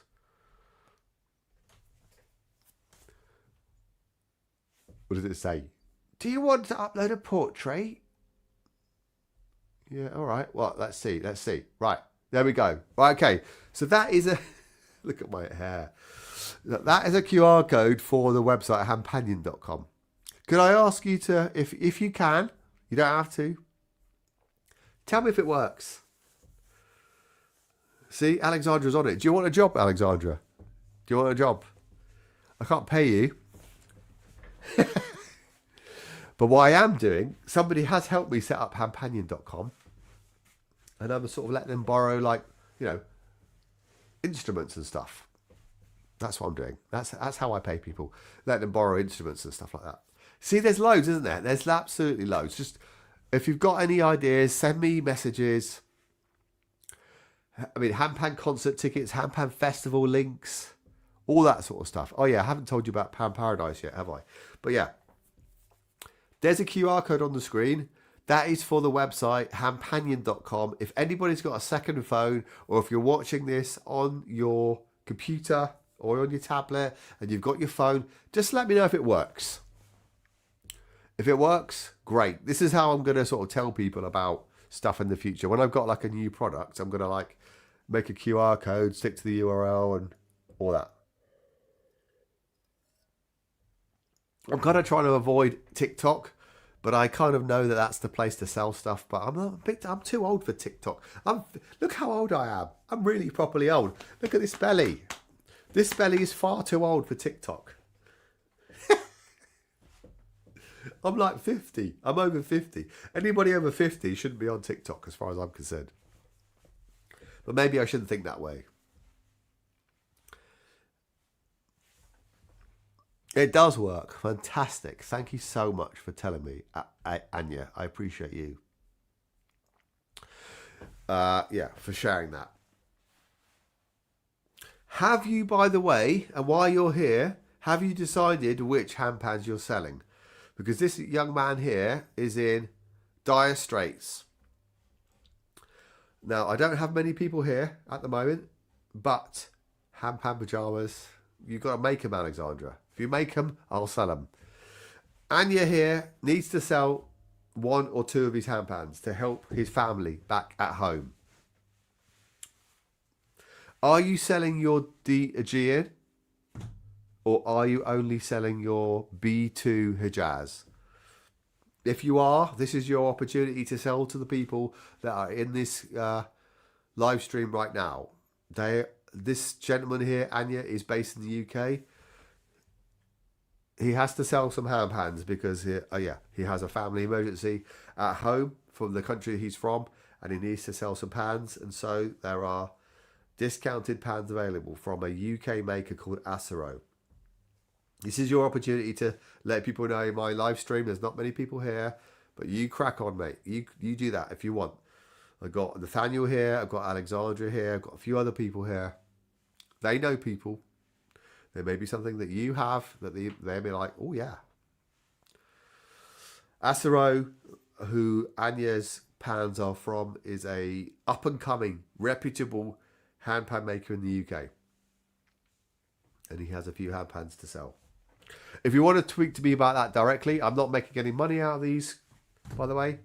I'm just passing on information. Because that's what I do. I would love to sell beginner handpans, and that is another idea that I have for Handpanion. By the way, can I share another story? Because I didn't know about this. I feel a bit naive, maybe. Apparently this is a thing. I'll tell you who I interviewed earlier as well. I'm just letting people know everything, aren't I?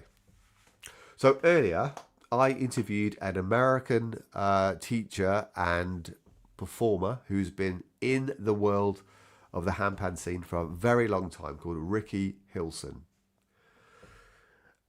Amy knows him. Rosie knows him. The guy I went to see the other day, James Crossley, everybody. In fact, I've known him for a long time, since I started playing the handpan and the Rav. A lot of people know him. I was talking to him about something I found out earlier. How much do I give away? I'm giving everything away tonight, aren't I? I'm talking about beginner hand pans. Yeah, I'm going to talk about it because I think it's a great idea. And maybe it's something I can be involved in the future. So what's happening at the moment, and it's going to continue to happen, and it's not going away, and everybody has an opinion about it, is the emergence of manufactured Chinese hand pans, right? They're not going away. They're not one day, we're going to wake up one day and go, yeah, well, that was just a little... No, they're going to continue to get higher and higher and higher. So the price is going to come down. Excuse my nose, by the way. Yeah. They're always going to be there. And lots of people are always going to buy Chinese manufactured hand pans from places like Temu and Amazon, etc. Which personally, I have no problem at all with. That's fine. If that's what you can afford, brilliant. I would much rather embrace people who are joining the handpan community, whatever they can afford. It's a handpan. I don't care where you bought it from. Honestly, I don't. It's a handpan. I'm here to support you and embrace you and welcome you in. What I find fascinating and what I found out, yeah, exactly, as Nathaniel says, Yatao, Chinese-made handpan, getting better and better and better, the Yatao pans. Absolutely fine, really good. Actually, really good. What I heard about today, not today, this week, which is a brilliant idea, actually. I was talking to Ricky Hilson about it, is that artisan makers in the UK and in other countries are now starting to buy Chinese handpans and then retune them to a standard and then sell them as a beginner handpan. Instead of saying, oh no, it's a Chinese handpan, it's not very good, you're going to buy a dustbin lid, you don't know if you don't know what, the big thing about it is, you don't know what you're going to get. And that's true, right? That's true. Yatao have a specific Chinese maker that makes a decent quality, and there's quality control there, right? Because it has the word Yatao written on it. So they have quality control in place. It's very important. That's the big key thing. What some of the manufactured Chinese makers don't have is that quality control level. So what I've found out this week, and it's a genius idea really, and other makers should think about it, is they are buying the manufactured Chinese handpans in. They're not paying customs fees, by the way. I found that out yesterday. You don't pay customs fees if you buy something from China into the UK or the EU. Go figure. And so, yeah, so I know for a fact that UK and US artisan handpan makers are now retuning or quality controlling the Chinese handpans and then selling them as beginner handpans. It sounds a bit weird when you first think about it, but what a genius idea. Because you are then allowing, like Yatao, that level of quality control from somebody who understands how to tune a handpan. So if they get a handpan and they're competing against the Chinese handpans for like a ridiculous amount of money, like 200 quid, instead of saying, well, they should be buying that, they're buying them themselves. They get it into the shop, into their workshop. And then they are using their years and years of experience and knowledge and ear and understanding of how steel works, how to use their tools, how to use their equipment, and adding that extra layer of tuning to that Chinese handpan and making it a better standard of what it was, and then selling them as a entry-level beginner handpan. Everybody wins. Chinese maker wins, artisan maker wins, beginner handpan player wins. I really like it. I want to get involved in that. That's really good. I want to be like a conduit in between that.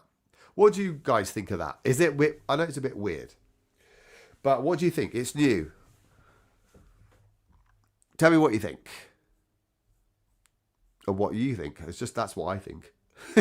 Doesn't matter really what I think. Nathaniel says, it's a good idea as long as they don't sell them for 4 times the initial price.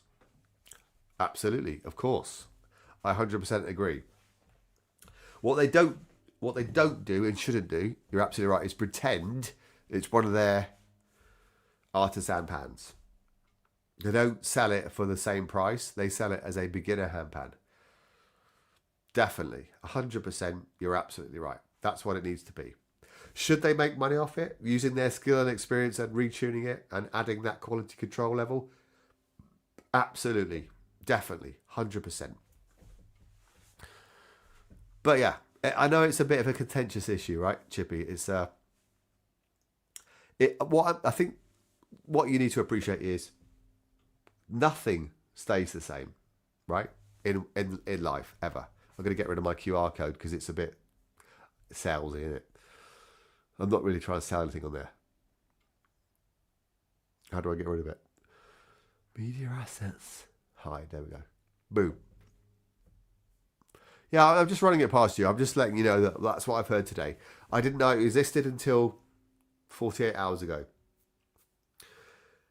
I think from the maker's point of view, from the tuner's point of view, I think it's an interesting and quite a clever pivot. Instead of telling everybody forever, you don't want to buy that, they're rubbish, buy from me, which is true, they found this medium happy ground.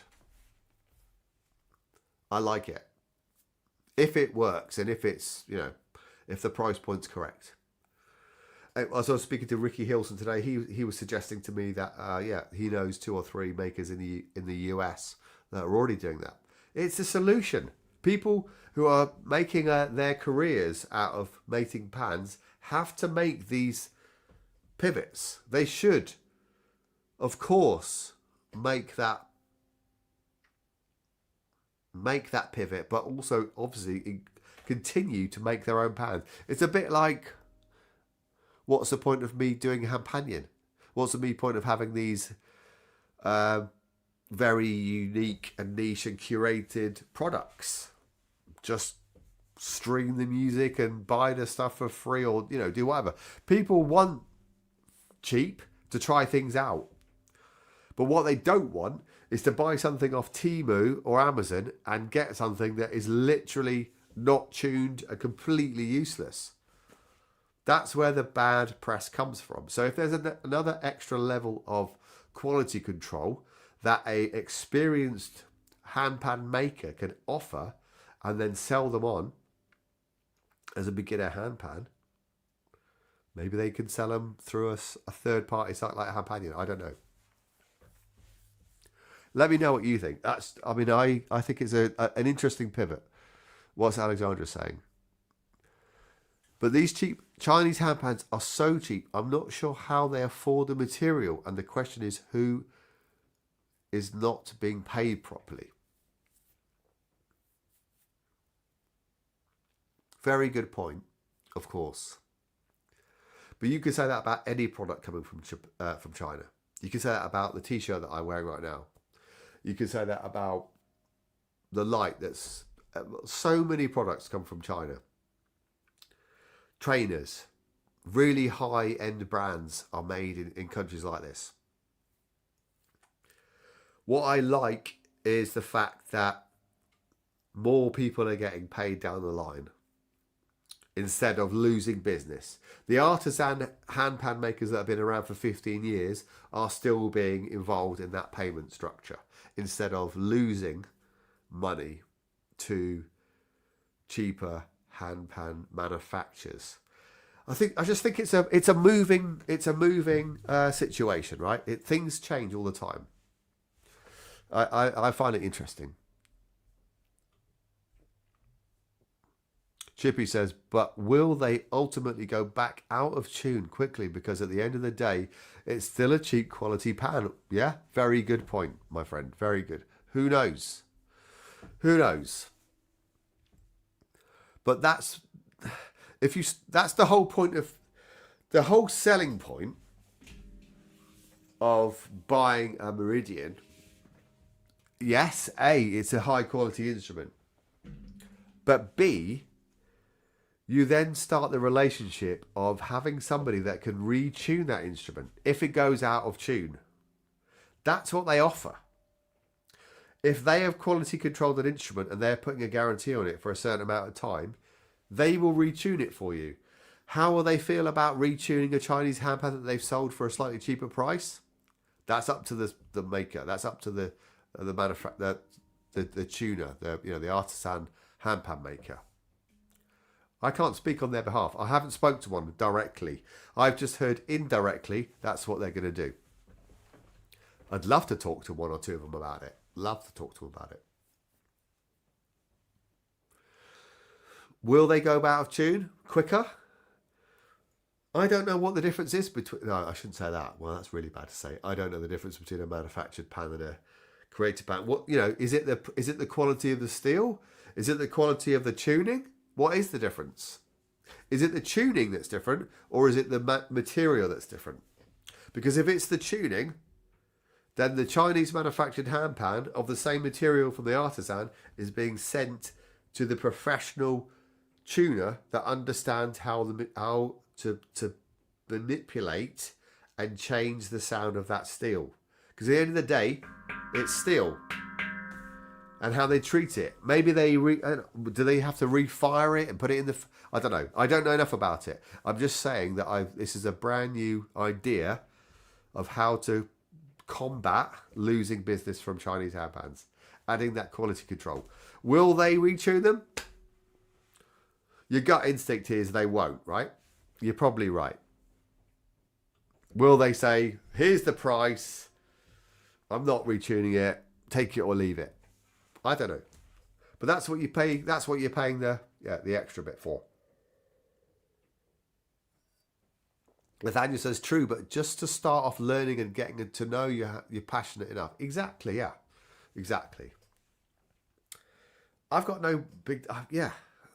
that was one of the reasons I spoke to Ricky Hilson about this topic today. That's why I wanted to talk to him on Handpan Voices, was to talk about, obviously, his experience in teaching and, excuse me, composing, but really his thoughts and approaches to how the handpan community make people who buy a cheaper handpan make the community I'm not describing myself very well.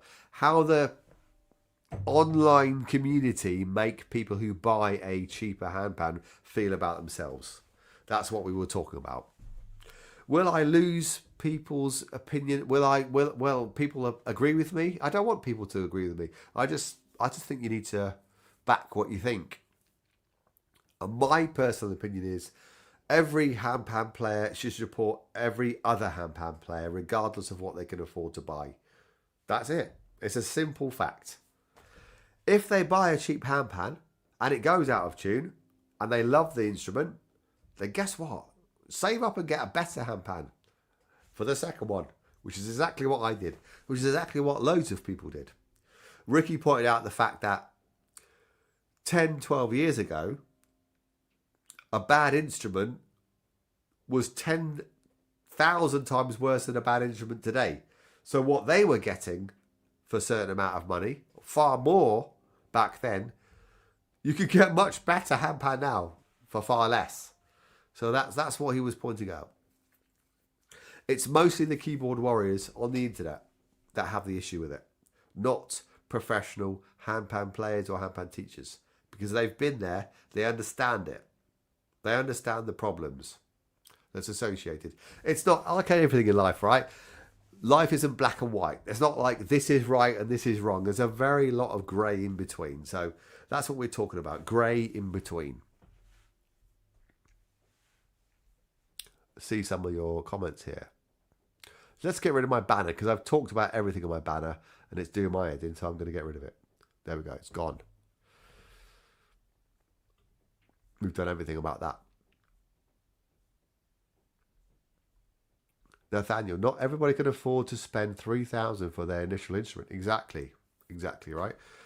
But if they love it and they find that they're passionate about it and they can't stop thinking about it, then they can start saving up for it. I haven't bought a handpan for nearly a year and a half because I couldn't afford it. I've been paying in installments to get my next handpan. I've been paying in installments for the last 8 months, 8 to 9 months. And that's 1,500. That's not 3,000. I've budgeted it. I've asked the maker, will you accept a payment plan? Yeah, I've paid it when I can afford it. I'm allowed, they've been, that's been great. But when you want to just try something out, like if you're a guitar player, it's like any instrument in the world. You don't go out and buy the best guitar in the world. You go out and buy a £50 guitar or a cheap guitar to see if you want to play it. You pick up the guitar, you start playing the guitar. Oh yeah, I love playing this guitar. I think I might have found something I really like doing.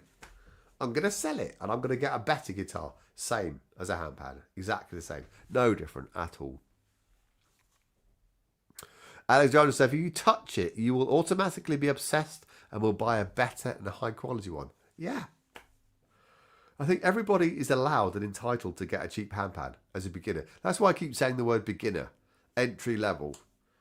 We should encourage and support everybody to be a part of the handpan community. Everybody. No matter where they get it from.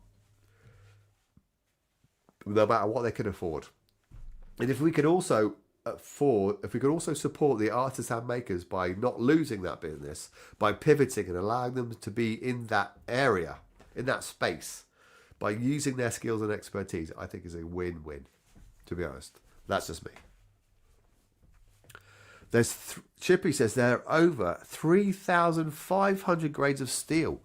So what these low-grade pans are, who knows? Well, yeah. Wow. 3,500 grades of steel. That is crazy. I didn't know that. Yeah. We're in a new world. We're in a brand new world. Maybe these guys are just experimenting with this idea, Chippy. Maybe they are just trying it out. I'm not suggesting that it's like... I'm encouraging people not to lose money. I am encouraging everybody to win, not to miss out. So, let's see how it goes. You know what I mean? Let's see how it goes. So that's that. Gosh, I'm going to be going for 2 hours. I should probably go soon. Maybe another 7 or 8 minutes. I can't believe that you guys are still here. Who is here? There's a few of you that are talking. Maybe there's some people on Facebook that are not talking. That's fine. I always go to Twitch as well. Not quite sure why. Oh yeah, the sorry. Yeah, you're right. Alexandra, sorry. No. Connor's here. Is that Connor Morris? Surely not. No, somebody else called Connor. Lovely to have you with us, Connor.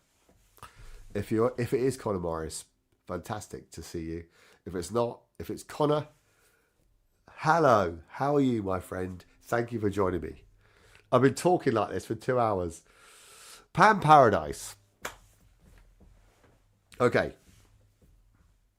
What can I say about that? Yeah. Pan Paradise. I'm going to Pan Paradise next summer as my first ever overseas handpan festival. It is a festival in Germany called Pan Paradise. Quite literally, no, let's not pick it up too much. You can tell I'm a salesperson. Oh, you're going, Anya. Fantastic. I'm definitely going, my friend. So, yeah, maybe we could travel over. Or, you let me know how you're getting over there. If we're both travelling from the UK, there's a few people coming over from the UK. I'm definitely going to be there. Yeah, Pan Paradise. I mean, as far as I can see, really strong lineup. It is in... Henne's here. The secret assassin. The silent assassin, Henne. How long have you been here for? Probably ages. Sitting in the background. Good to see you, my friend. Good to see you. Oh, you live in Germany? Wow. Sorry, Anya. I thought you were in the UK. I thought you were in the UK. I'm very sorry about that. Well, that changes everything, Anya. That changes everything because I know a few other German players that could help promote and sell your pans. I thought you were in the UK. So I'm Connor Pogue from Michigan. Thank you so much for being here. Lovely to see you. I'm jumping around a little bit. I'm just trying to keep up with the chat. Lovely to see you all.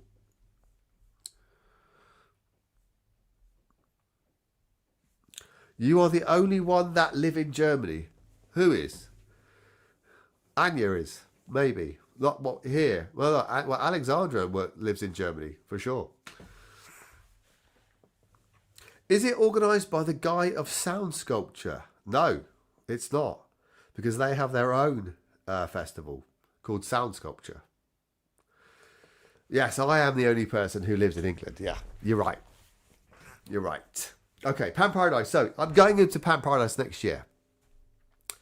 Alexandra's from Germany. It's near Frankfurt.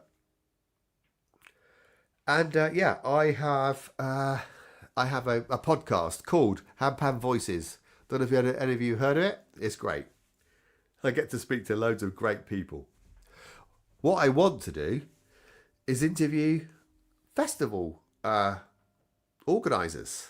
And I have put it to Pan Paradise, Isabella, in fact, that I want to interview her for Handpan Voices in order to promote Pan Paradise. So that's what's going to happen. I'm going to interview Isabella about Pan Paradise. All about what it is, where it is, when it's going to be, who's going to be there to help promote the festival. And then once I'm there, I'm going to do a second episode of, not a second episode, maybe a follow-up if you like, of Pan Paradise, of being there, what it's like to be at Pan Paradise. So I'm going to be interviewing or chatting to, if you like, students, teachers, and then other people who are running the festival. So it's like a whole experience of the festival, of, being involved in a festival, setting it up, why to set it up, how to set it up. And so, yeah, Isabella, who has reached out to me about it after I told her I was going, which, by the way, I need to organise my my accommodation. I haven't done that yet. I need to do that. Maybe you should think about organising a festival for all the peeps from Master the Handpan. Maybe Master the Handpan should do that, Henny. Not me. Not Phil Bagnet. I'm not employed by Master the Handpan. That's what Master the Handpan should be doing. Not Phil Bagnet. Phil Bagnet is just a volunteer moderator on Master the Handpan.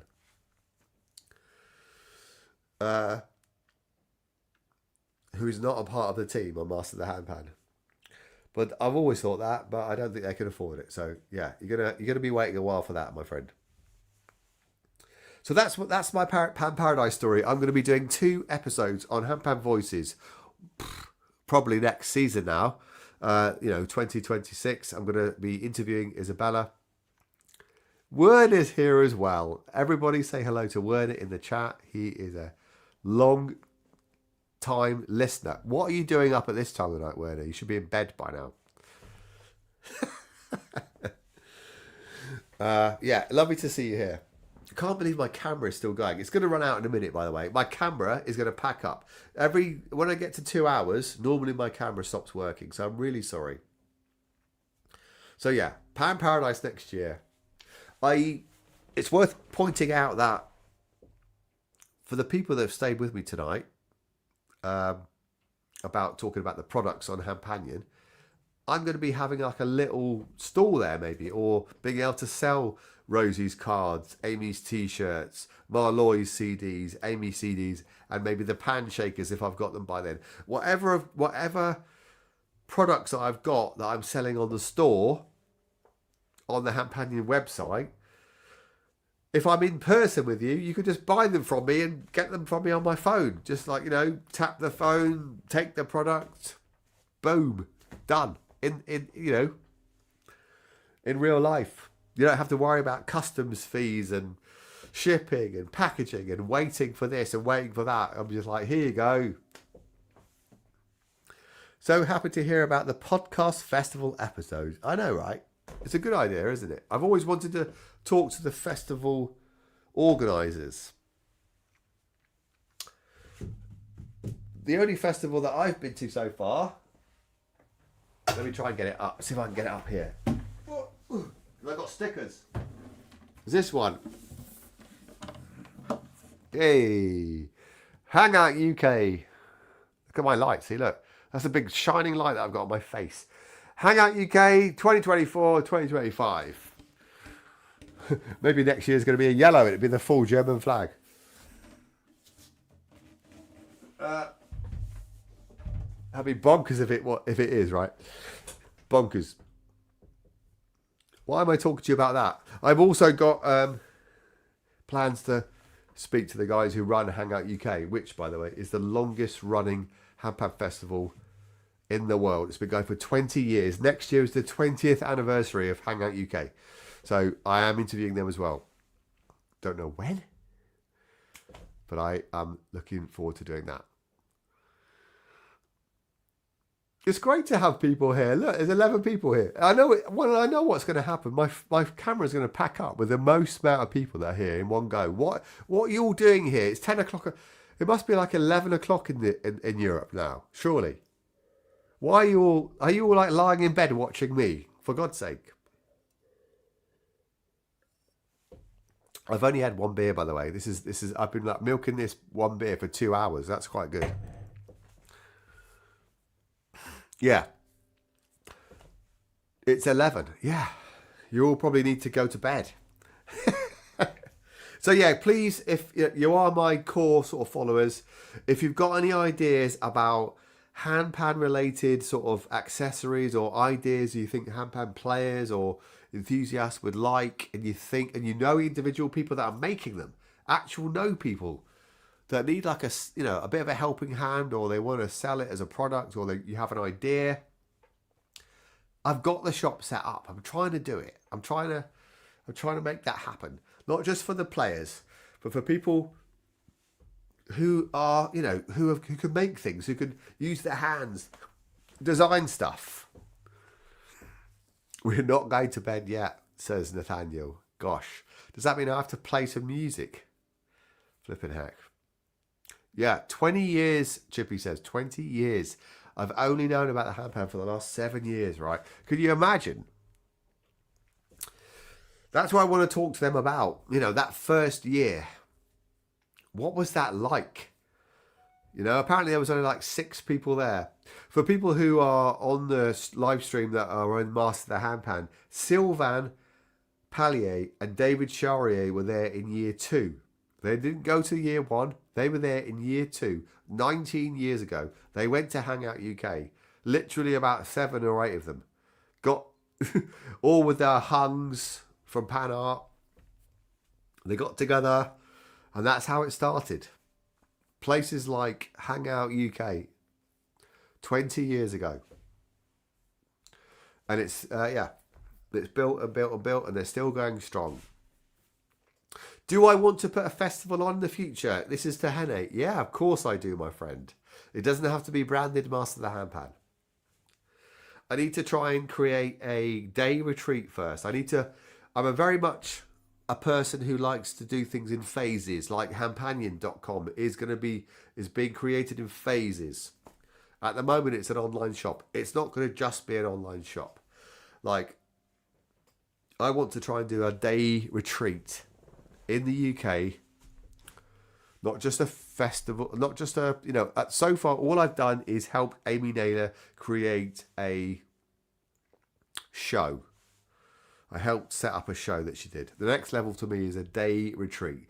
The next level after that, I'm not quite sure how to help you with that. Oh, Alexa thinks I'm talking to her.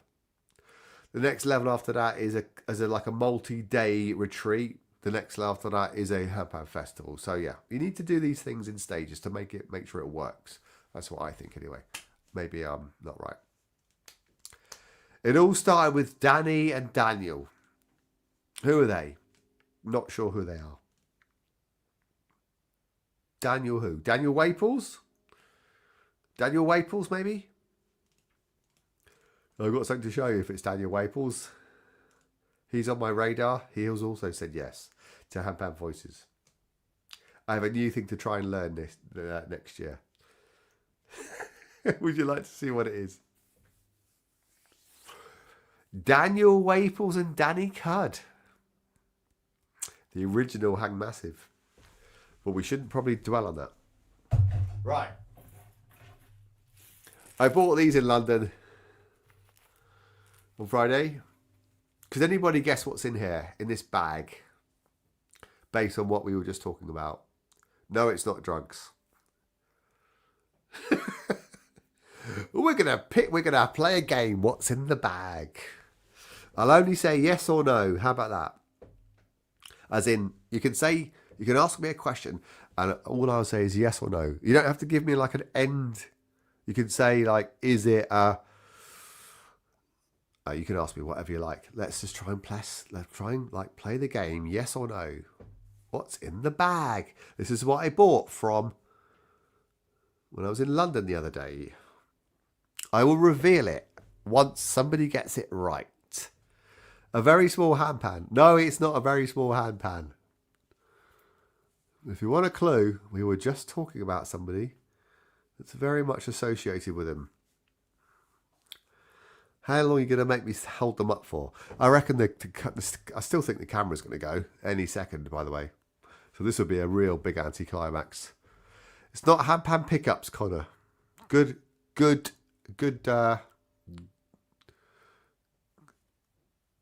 thought. Any other ideas? Who we got? We got 9 people here. Come on, you lot. You could come up with an idea. You can see how big it is. Looks like it's fairly sort of like. Are you a bit freaked out what it could be? Chippy says maraca things. Those maraca things. Ooh. Maybe. It's not. These are not drugs, Henny. These are. Werner says shakers. Chippy says maracas. Same sort of thing. Maybe I should shake it. What do we think they are? I should really know what they're called before I get them out, right? I forgot what they're called. Somebody needs to put in the chat exactly what they're called before I get them out. It is a type of shaker. You're right, Werner. But they are very specific. Maybe I'll set something up in the background before I get them out. And I'm not going to do a demo, by the way.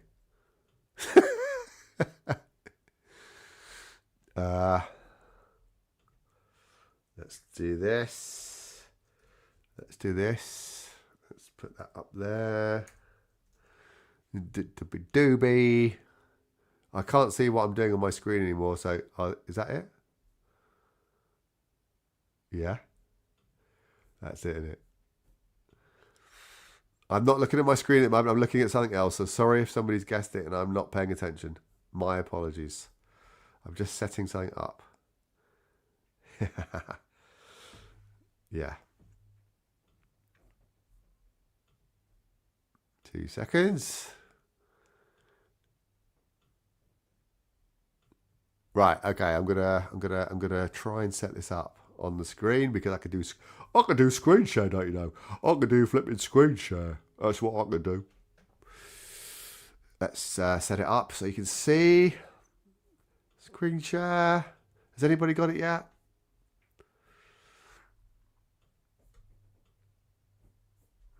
Let's have a quick look in the chat.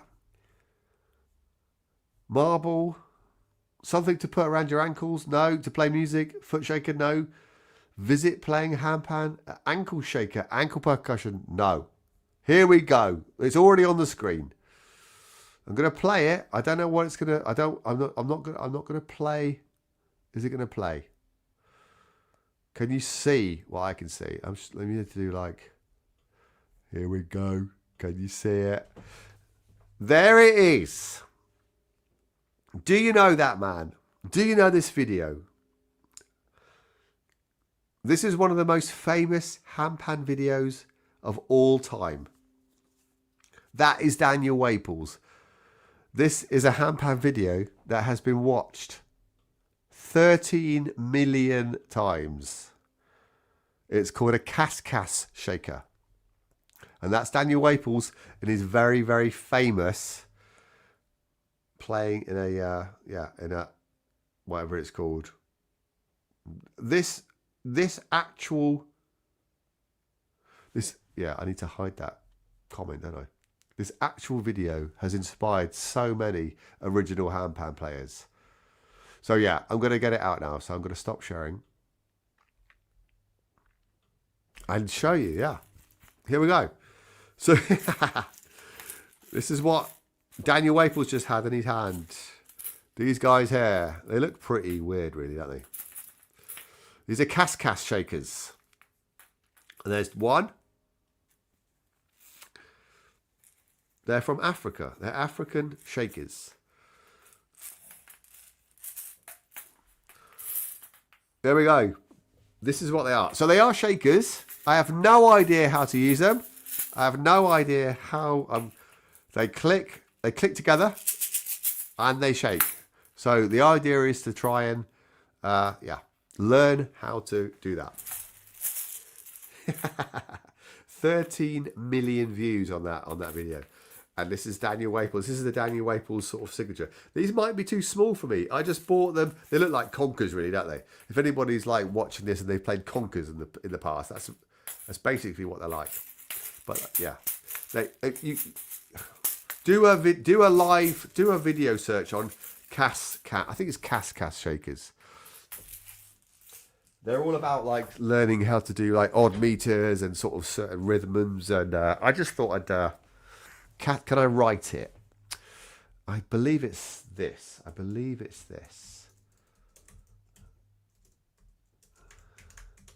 think it's written like that. If anybody else is getting that, Cas. I think that's right. Cas shakers. But Daniel, look how young Daniel Waples is on that video. Wow. He's a lot. It was 13 years ago, that video. 13 years ago. He has said yes to an interview on Handpan Voices, but yeah. Let's see how that goes. Cas shaker. Is that right? CAS? Yeah. Check it out. I'm going to, see how I get on. Learning how to do that. Wish me luck. If I don't get on with them, I can sell them on the shop. Yeah, look at them. Check them out. Look a bit. They're obviously made of some sort of like,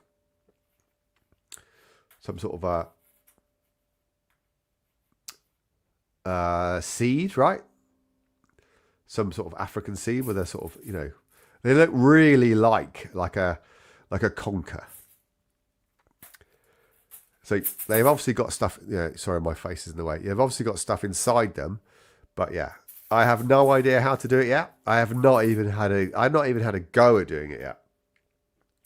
My face is still showing up on the screen, so sorry. My apologies. Yeah, so that's what they look like. No idea. That's my that's one of my things I'm going to try and do next year.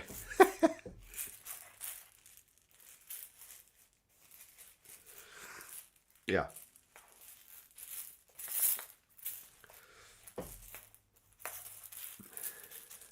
Put them back in the bag.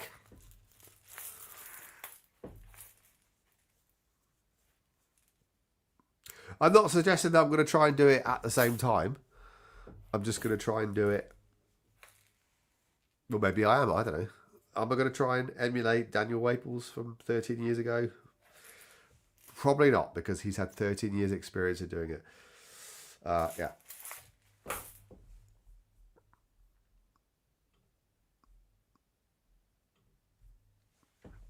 Yeah. All good. So yeah, that's what I bought. I bought it from a shop in London called Hobgoblin Percussion, I think. In Soho, in London. I was in there for the weekend watching the concert. Then I went to see a few people that wanted to see the next day. And then I bought them. So there we go.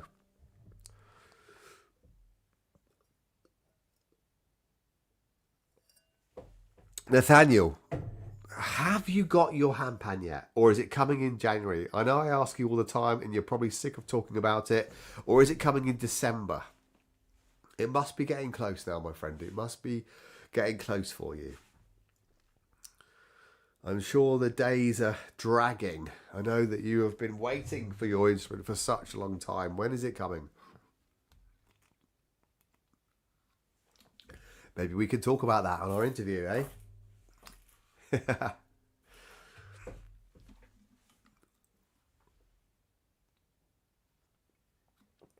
Hey, how to play the Kaskas Kashika Shaker between your fingers. There we go, yeah.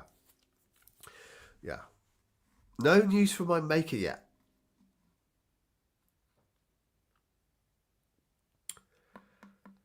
You need to contact him.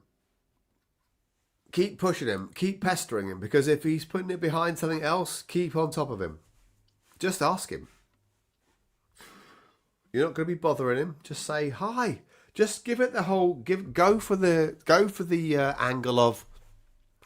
I love watching the process of handpans being made. If you've got any photos for me of my handpan being made, I would love to see it. That's what I did when I was getting this made. When I was getting the F2 Low Pygmy made. They sent me a picture and I used it. I used it on my handpan channel as a background picture. I wonder if I've still got that picture. I could share it with you. That's what I literally did. Just to try and see if that... No, I know. Yeah. I'm not suggesting you want to put pressure on it. That's the wrong way of looking at it. I am merely suggesting that you are very interested in the building of the handpan.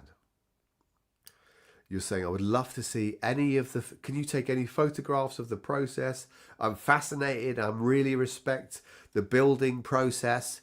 If you could send me any photographs of my handpan while it's being built, I would really appreciate it. That's not giving any pressure at all. You are then going to get a picture of your handpan while it's being made. And then it makes him think, oh yeah, I need to put that in, I need to put that in the schedule. You're not giving him any pressure. You are merely showing an interest in the process. You are showing respect for the process. That's all you're doing. You're not saying, I really want my pan as soon as possible. No, you just want to see a photograph of your pan being made or whatever. See if I can find a picture that I'm talking about that I got from Meridian when I did exactly the same thing. I don't know if I've still got it. Something's going to happen on my computer in a minute. I just know it. I know it. I can't believe my computer's still going. My camera, sorry. Handpan. Where did I just don't think I've got it. What's that? That's a screenshot. That's not going to be it. Nope, that's not going to be it. What would I have called it? Is that it? I wouldn't have called it that. Oh, that's Amy, one of Amy's pictures. No, it's not that.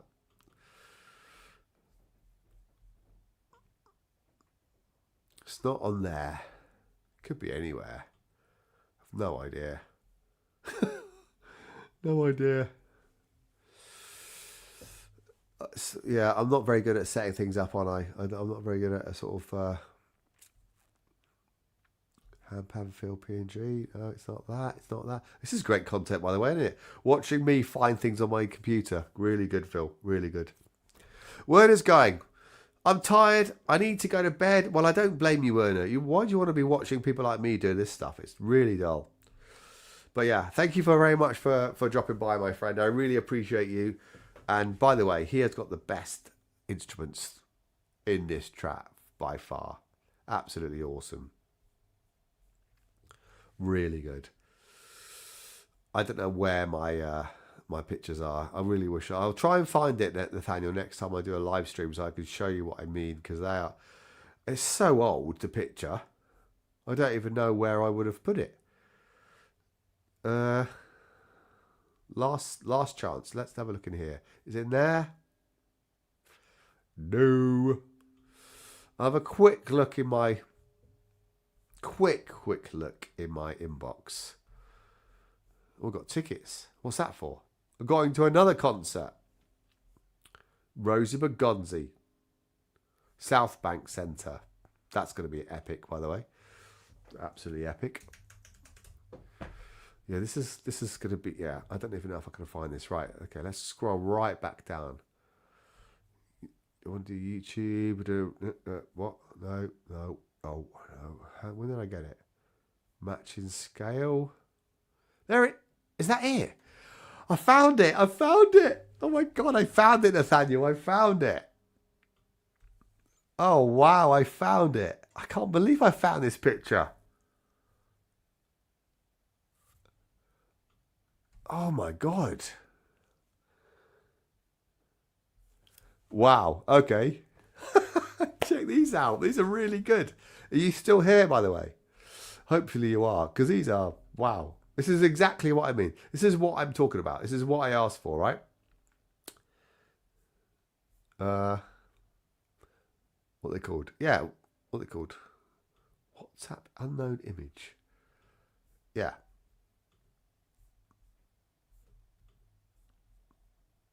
Look at that.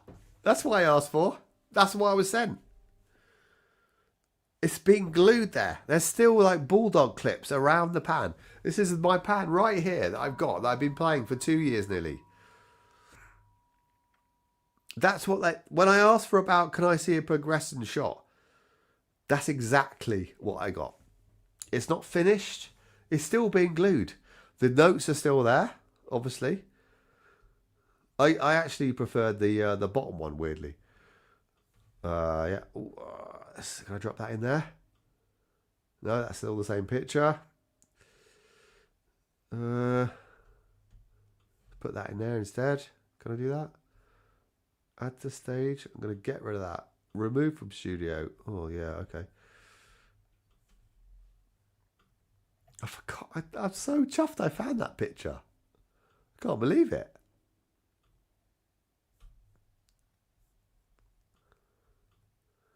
It was in my inbox. Yeah, and there's the bottom. I have no idea what that is, that thing in the middle. But that's what I'm talking about. I'm really excited or interested to see how my build's going. It'd be really cool to see it. That's not finished. But, you know, did it make a difference about the pan being made quicker? You know, no idea. Well, that's what I'm talking about, that. But I just want to look at that last picture again. I don't think I remember even seeing that one. It's such a long time ago. It really is. I'm going to get rid of that one. Sorry about this. This is like me sort of, yeah. Last thing, I'm going to have a quick look at that. What's it called? WhatsApp image. No, that one.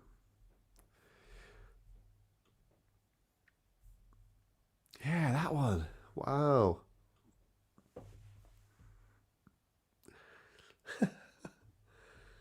That's crazy. I don't even remember seeing this picture.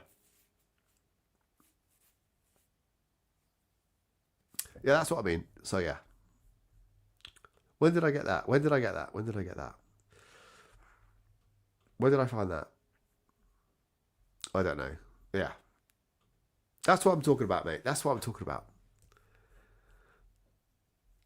You've given me a great idea. Yeah. You need to phrase it properly, right? Because if you say, ask him for a picture of his work in progress, it makes it sound like that you're looking for an update of the pan. You have to be very clear about what you're asking for. Hi, it's Nathaniel. So excited about my new pan being built. I love the idea of the process of a pan being made. Do you have any photographs of the build process of my pan at the moment? If you ask him for a picture of his work in progress, it makes it sound like you're asking for an update. So be very careful about how you ask for the picture. Okay? I'm really interested in the design and build process of a hand pan. Do you have any photographs of the current build of my pan? Just that. Not, do you have any update pictures of my work in progress? No, because that sounds like you want a progress shot. If you if you add the word progress, you're telling him, I want to know how it's progressing. You're not asking that. You're being, as we say in England, very subtle. You're being like, I love the idea of making pans. I think what you do is amazing. I love the process idea. Have you got any shots of the pan that you're making for me at the moment? As like, as if you're like casually asking. He's either going to say yes or no. He might say no. No, I haven't. If he doesn't, you're not giving him any stress. You're not sort of pushing him. But you're planting the seed in the back of his mind. Oh yeah, that guy is looking, I've got him. Yeah, he might look up on his board and he'll go, oh yeah, I've got 3 weeks to go. Maybe I should do that. You're just doing something. That's all.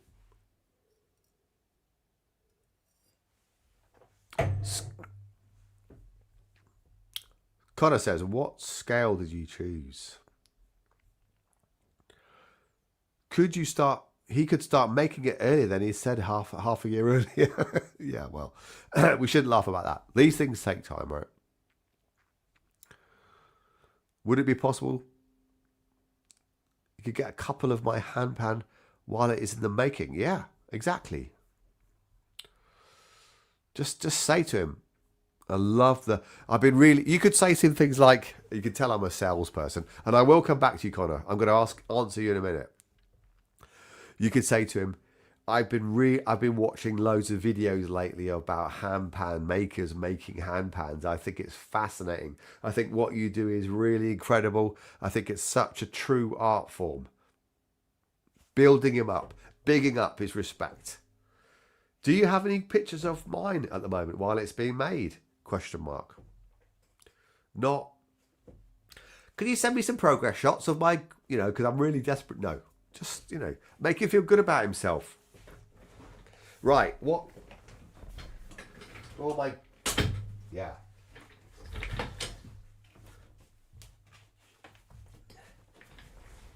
This is my hand pan. One of them. I've only got two. This is the one that was on the pictures. This is an F2 Low Pygmy by Meridian Hand Pans from Bristol in the UK. A bit of flattery. You're absolutely right. Everybody likes flattery as long as it's considered not fake. That's what I mean. You've got to be careful what you say. This is an F2 Low Pygmy by Meridian. This is the one that's in the pictures. There's the shot on the bottom. These are the two bass tones at the bottom. These are the top two notes. Now, it has this very strange thing in the side of here. Feels like I'm going to give birth here, doesn't it? I don't know what that's called. Never have done. It goes in this hole here. Because it's an F2 Low Pygmy, it needs this lower thing to hold the sound in, I think, or to attenuate the beat. It's called a plug. Okay, there you go. It's a plug. I think it's a 3D printed bit of kit. And this is the F2 Low Pygmy.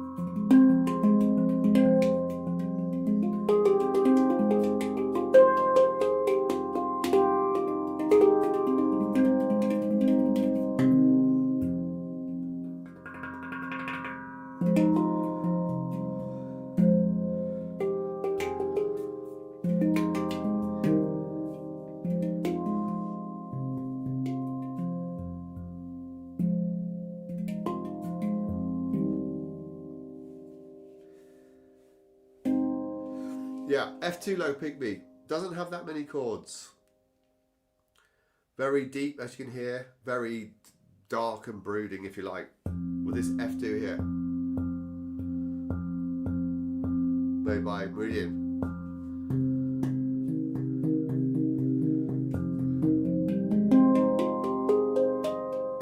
Has a C5 up here, right at the bottom. I can't remember what that is. I should know. E flat 5, I think.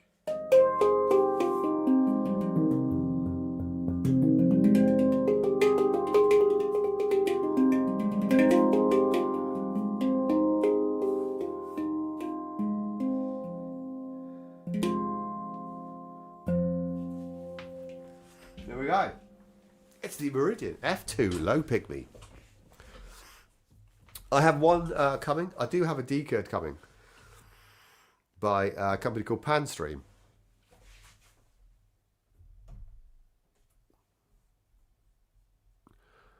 And still the camera's going and still people are here. Expensive handpan? Not really. Is it? Maybe. Maybe. You can get a lot more expensive handpans than that. For sure. I got it a long time ago, Henny. A long time ago. When did I buy it? January 2024. That's when I got this. Yeah. It's got like a little... Yeah, I know already. I don't even know why I'm looking. I'm actually playing tomorrow with this at an event. A wellness event. If you know what that means. There we go. Yeah, exactly. It's almost 2 years old, which is why I'm looking forward to getting a new pan. I'm getting a new pan at Christmas. Like Nathaniel here. We probably get our pans at the same time, Nathaniel. For sure. I'm getting a D-curd 14 by Panstream. I'm quite happy with the 14 notes. I'm not that bothered about getting more notes than that. I like the space on the top and I like the space on the bottom. I think the sound, something about the sound, it just allows it to, I can't think what my words are. It's getting quite late, but we did talk about it on a stream before about Amy's consideration. She thinks the 14 and the 15 are probably better than getting like a 19 or a 20 or a 21 because like loads of notes. But that's just me, right? That's the style of play that I do. I like the idea of having gaps. I don't necessarily need another layer, but that's just me, my own personal opinion, right? Everybody is entitled to theirs and everybody is right, because if we're all the same, wouldn't life be boring? Okay? So whatever you're getting, whatever the reasons why you're getting it, however you play, like Nathaniel there, he's getting an E-curd 20. It's going to be amazing. It's going to be absolutely amazing. I am just making the fact that you play and you get what suits you and you go for it and you learn how to play it. And that's what I've done with that instrument. Can I be better? Of course I can. Do I still have a lot to learn? Yeah, I'm still learning.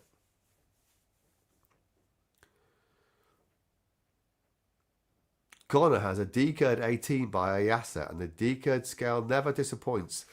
Yeah, especially for my Ayasa, for sure, for sure. My first D-curd was okay. It wasn't great.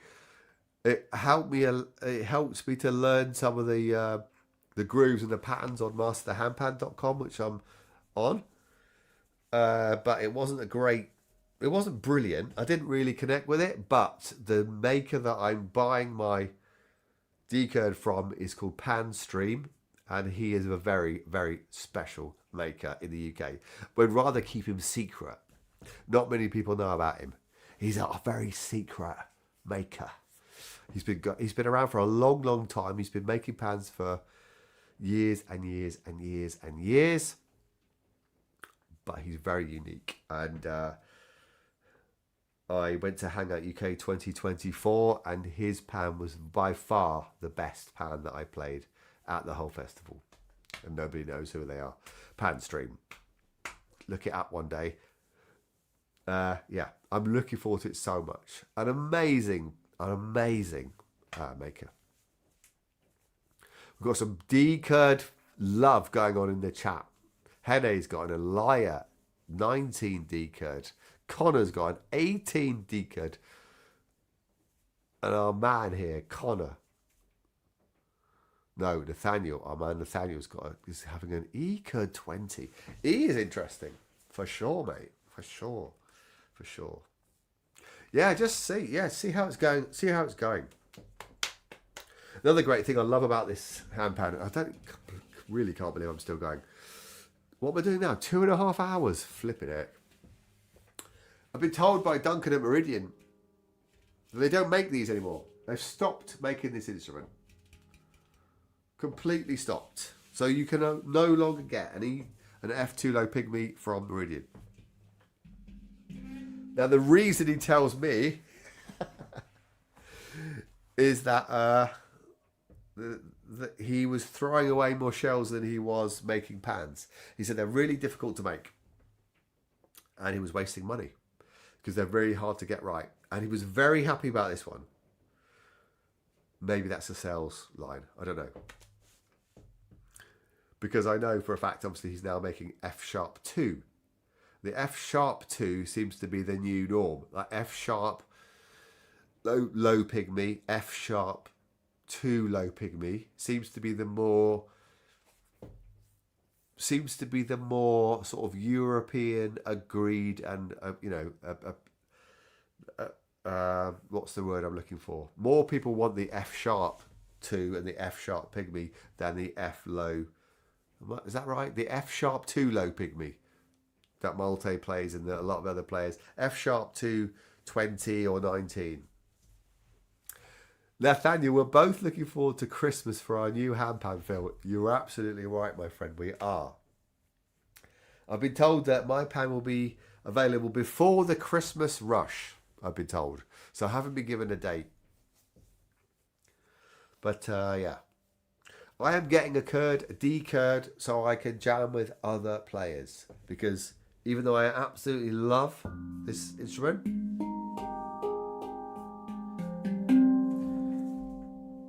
I don't know many people that have it. I do know a few people, but I want to go to festivals and I want to be able to just pick it up and have a pan and jam with people straight away. So yeah. Okay, I think I'm going to probably not. This is the longest live stream I've ever done. If you've not got any other reasons for keeping me on the line, I should probably think about stopping because it's been 2 hours. Look at that, 2 hours and 40. That is crazy. Anya said you can play with more handpans with an F sharp. Well, yeah, that's probably why. That's probably why, my friend. And it's great you're still here, by the way. I didn't know you were still here. Let's hope they win the lawsuit. Otherwise, all the pans will become illegal. And Connor says, I'll talk about that in a minute. Connor says, F2 Pygmy jams very well with the Issa Bai. Really? I didn't know that.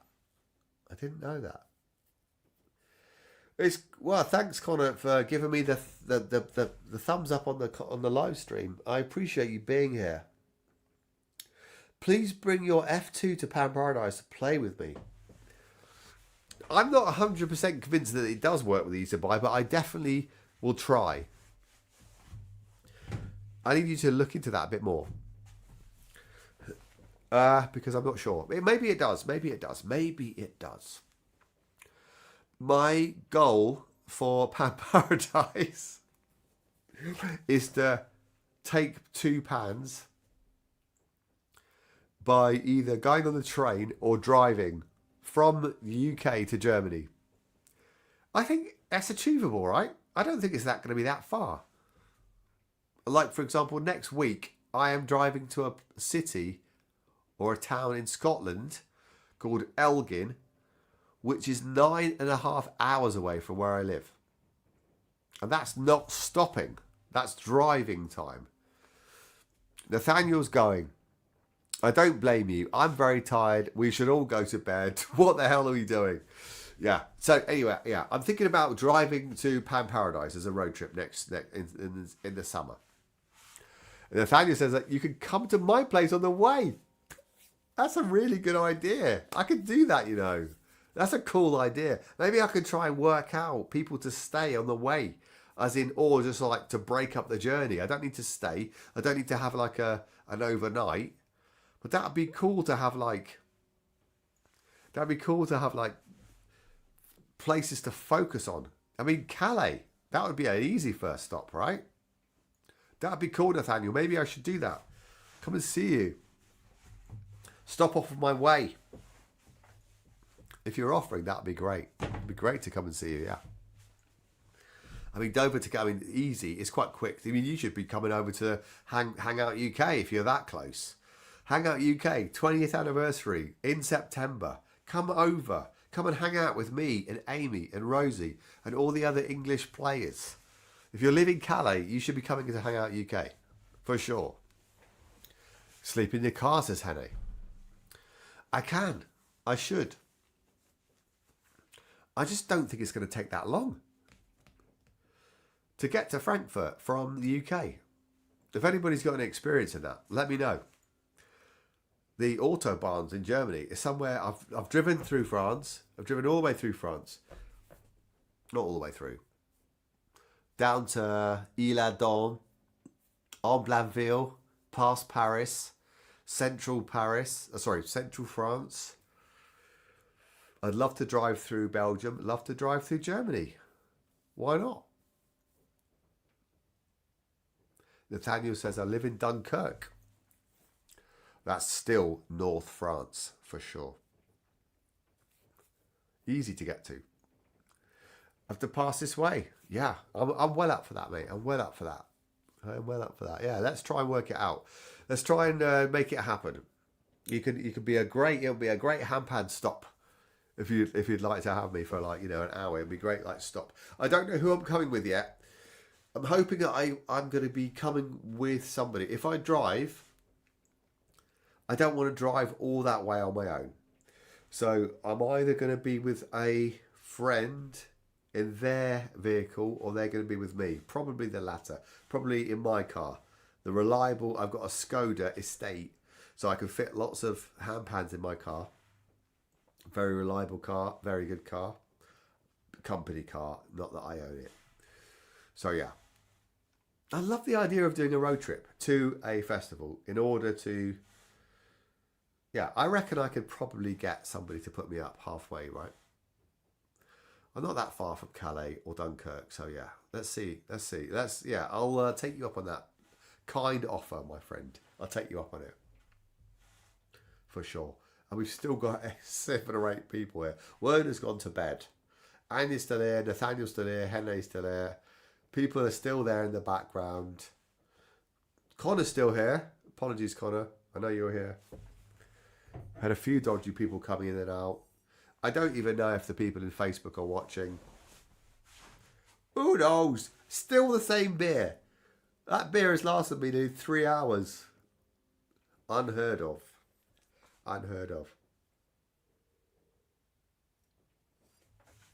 Right. I should probably be the adult and go to bed. Everybody's going to bed. Everybody's going. We should all go to bed. That's what, not together, but we should all go. Everybody's going. Let's all go at the same time. That's a really good idea. Well, thank you so much. Let me just say my thanks first. Thank you, Nathaniel. Thank you, Anya. Thank you, Connor. Thank you, Hannah. Everybody that's still here. If you're still on the live stream and you're not saying anything, I appreciate you. I appreciate your support. Take care of yourself. Take care of other people around you and keep playing your handpan. Keep enjoying it. It's a beautiful thing to do.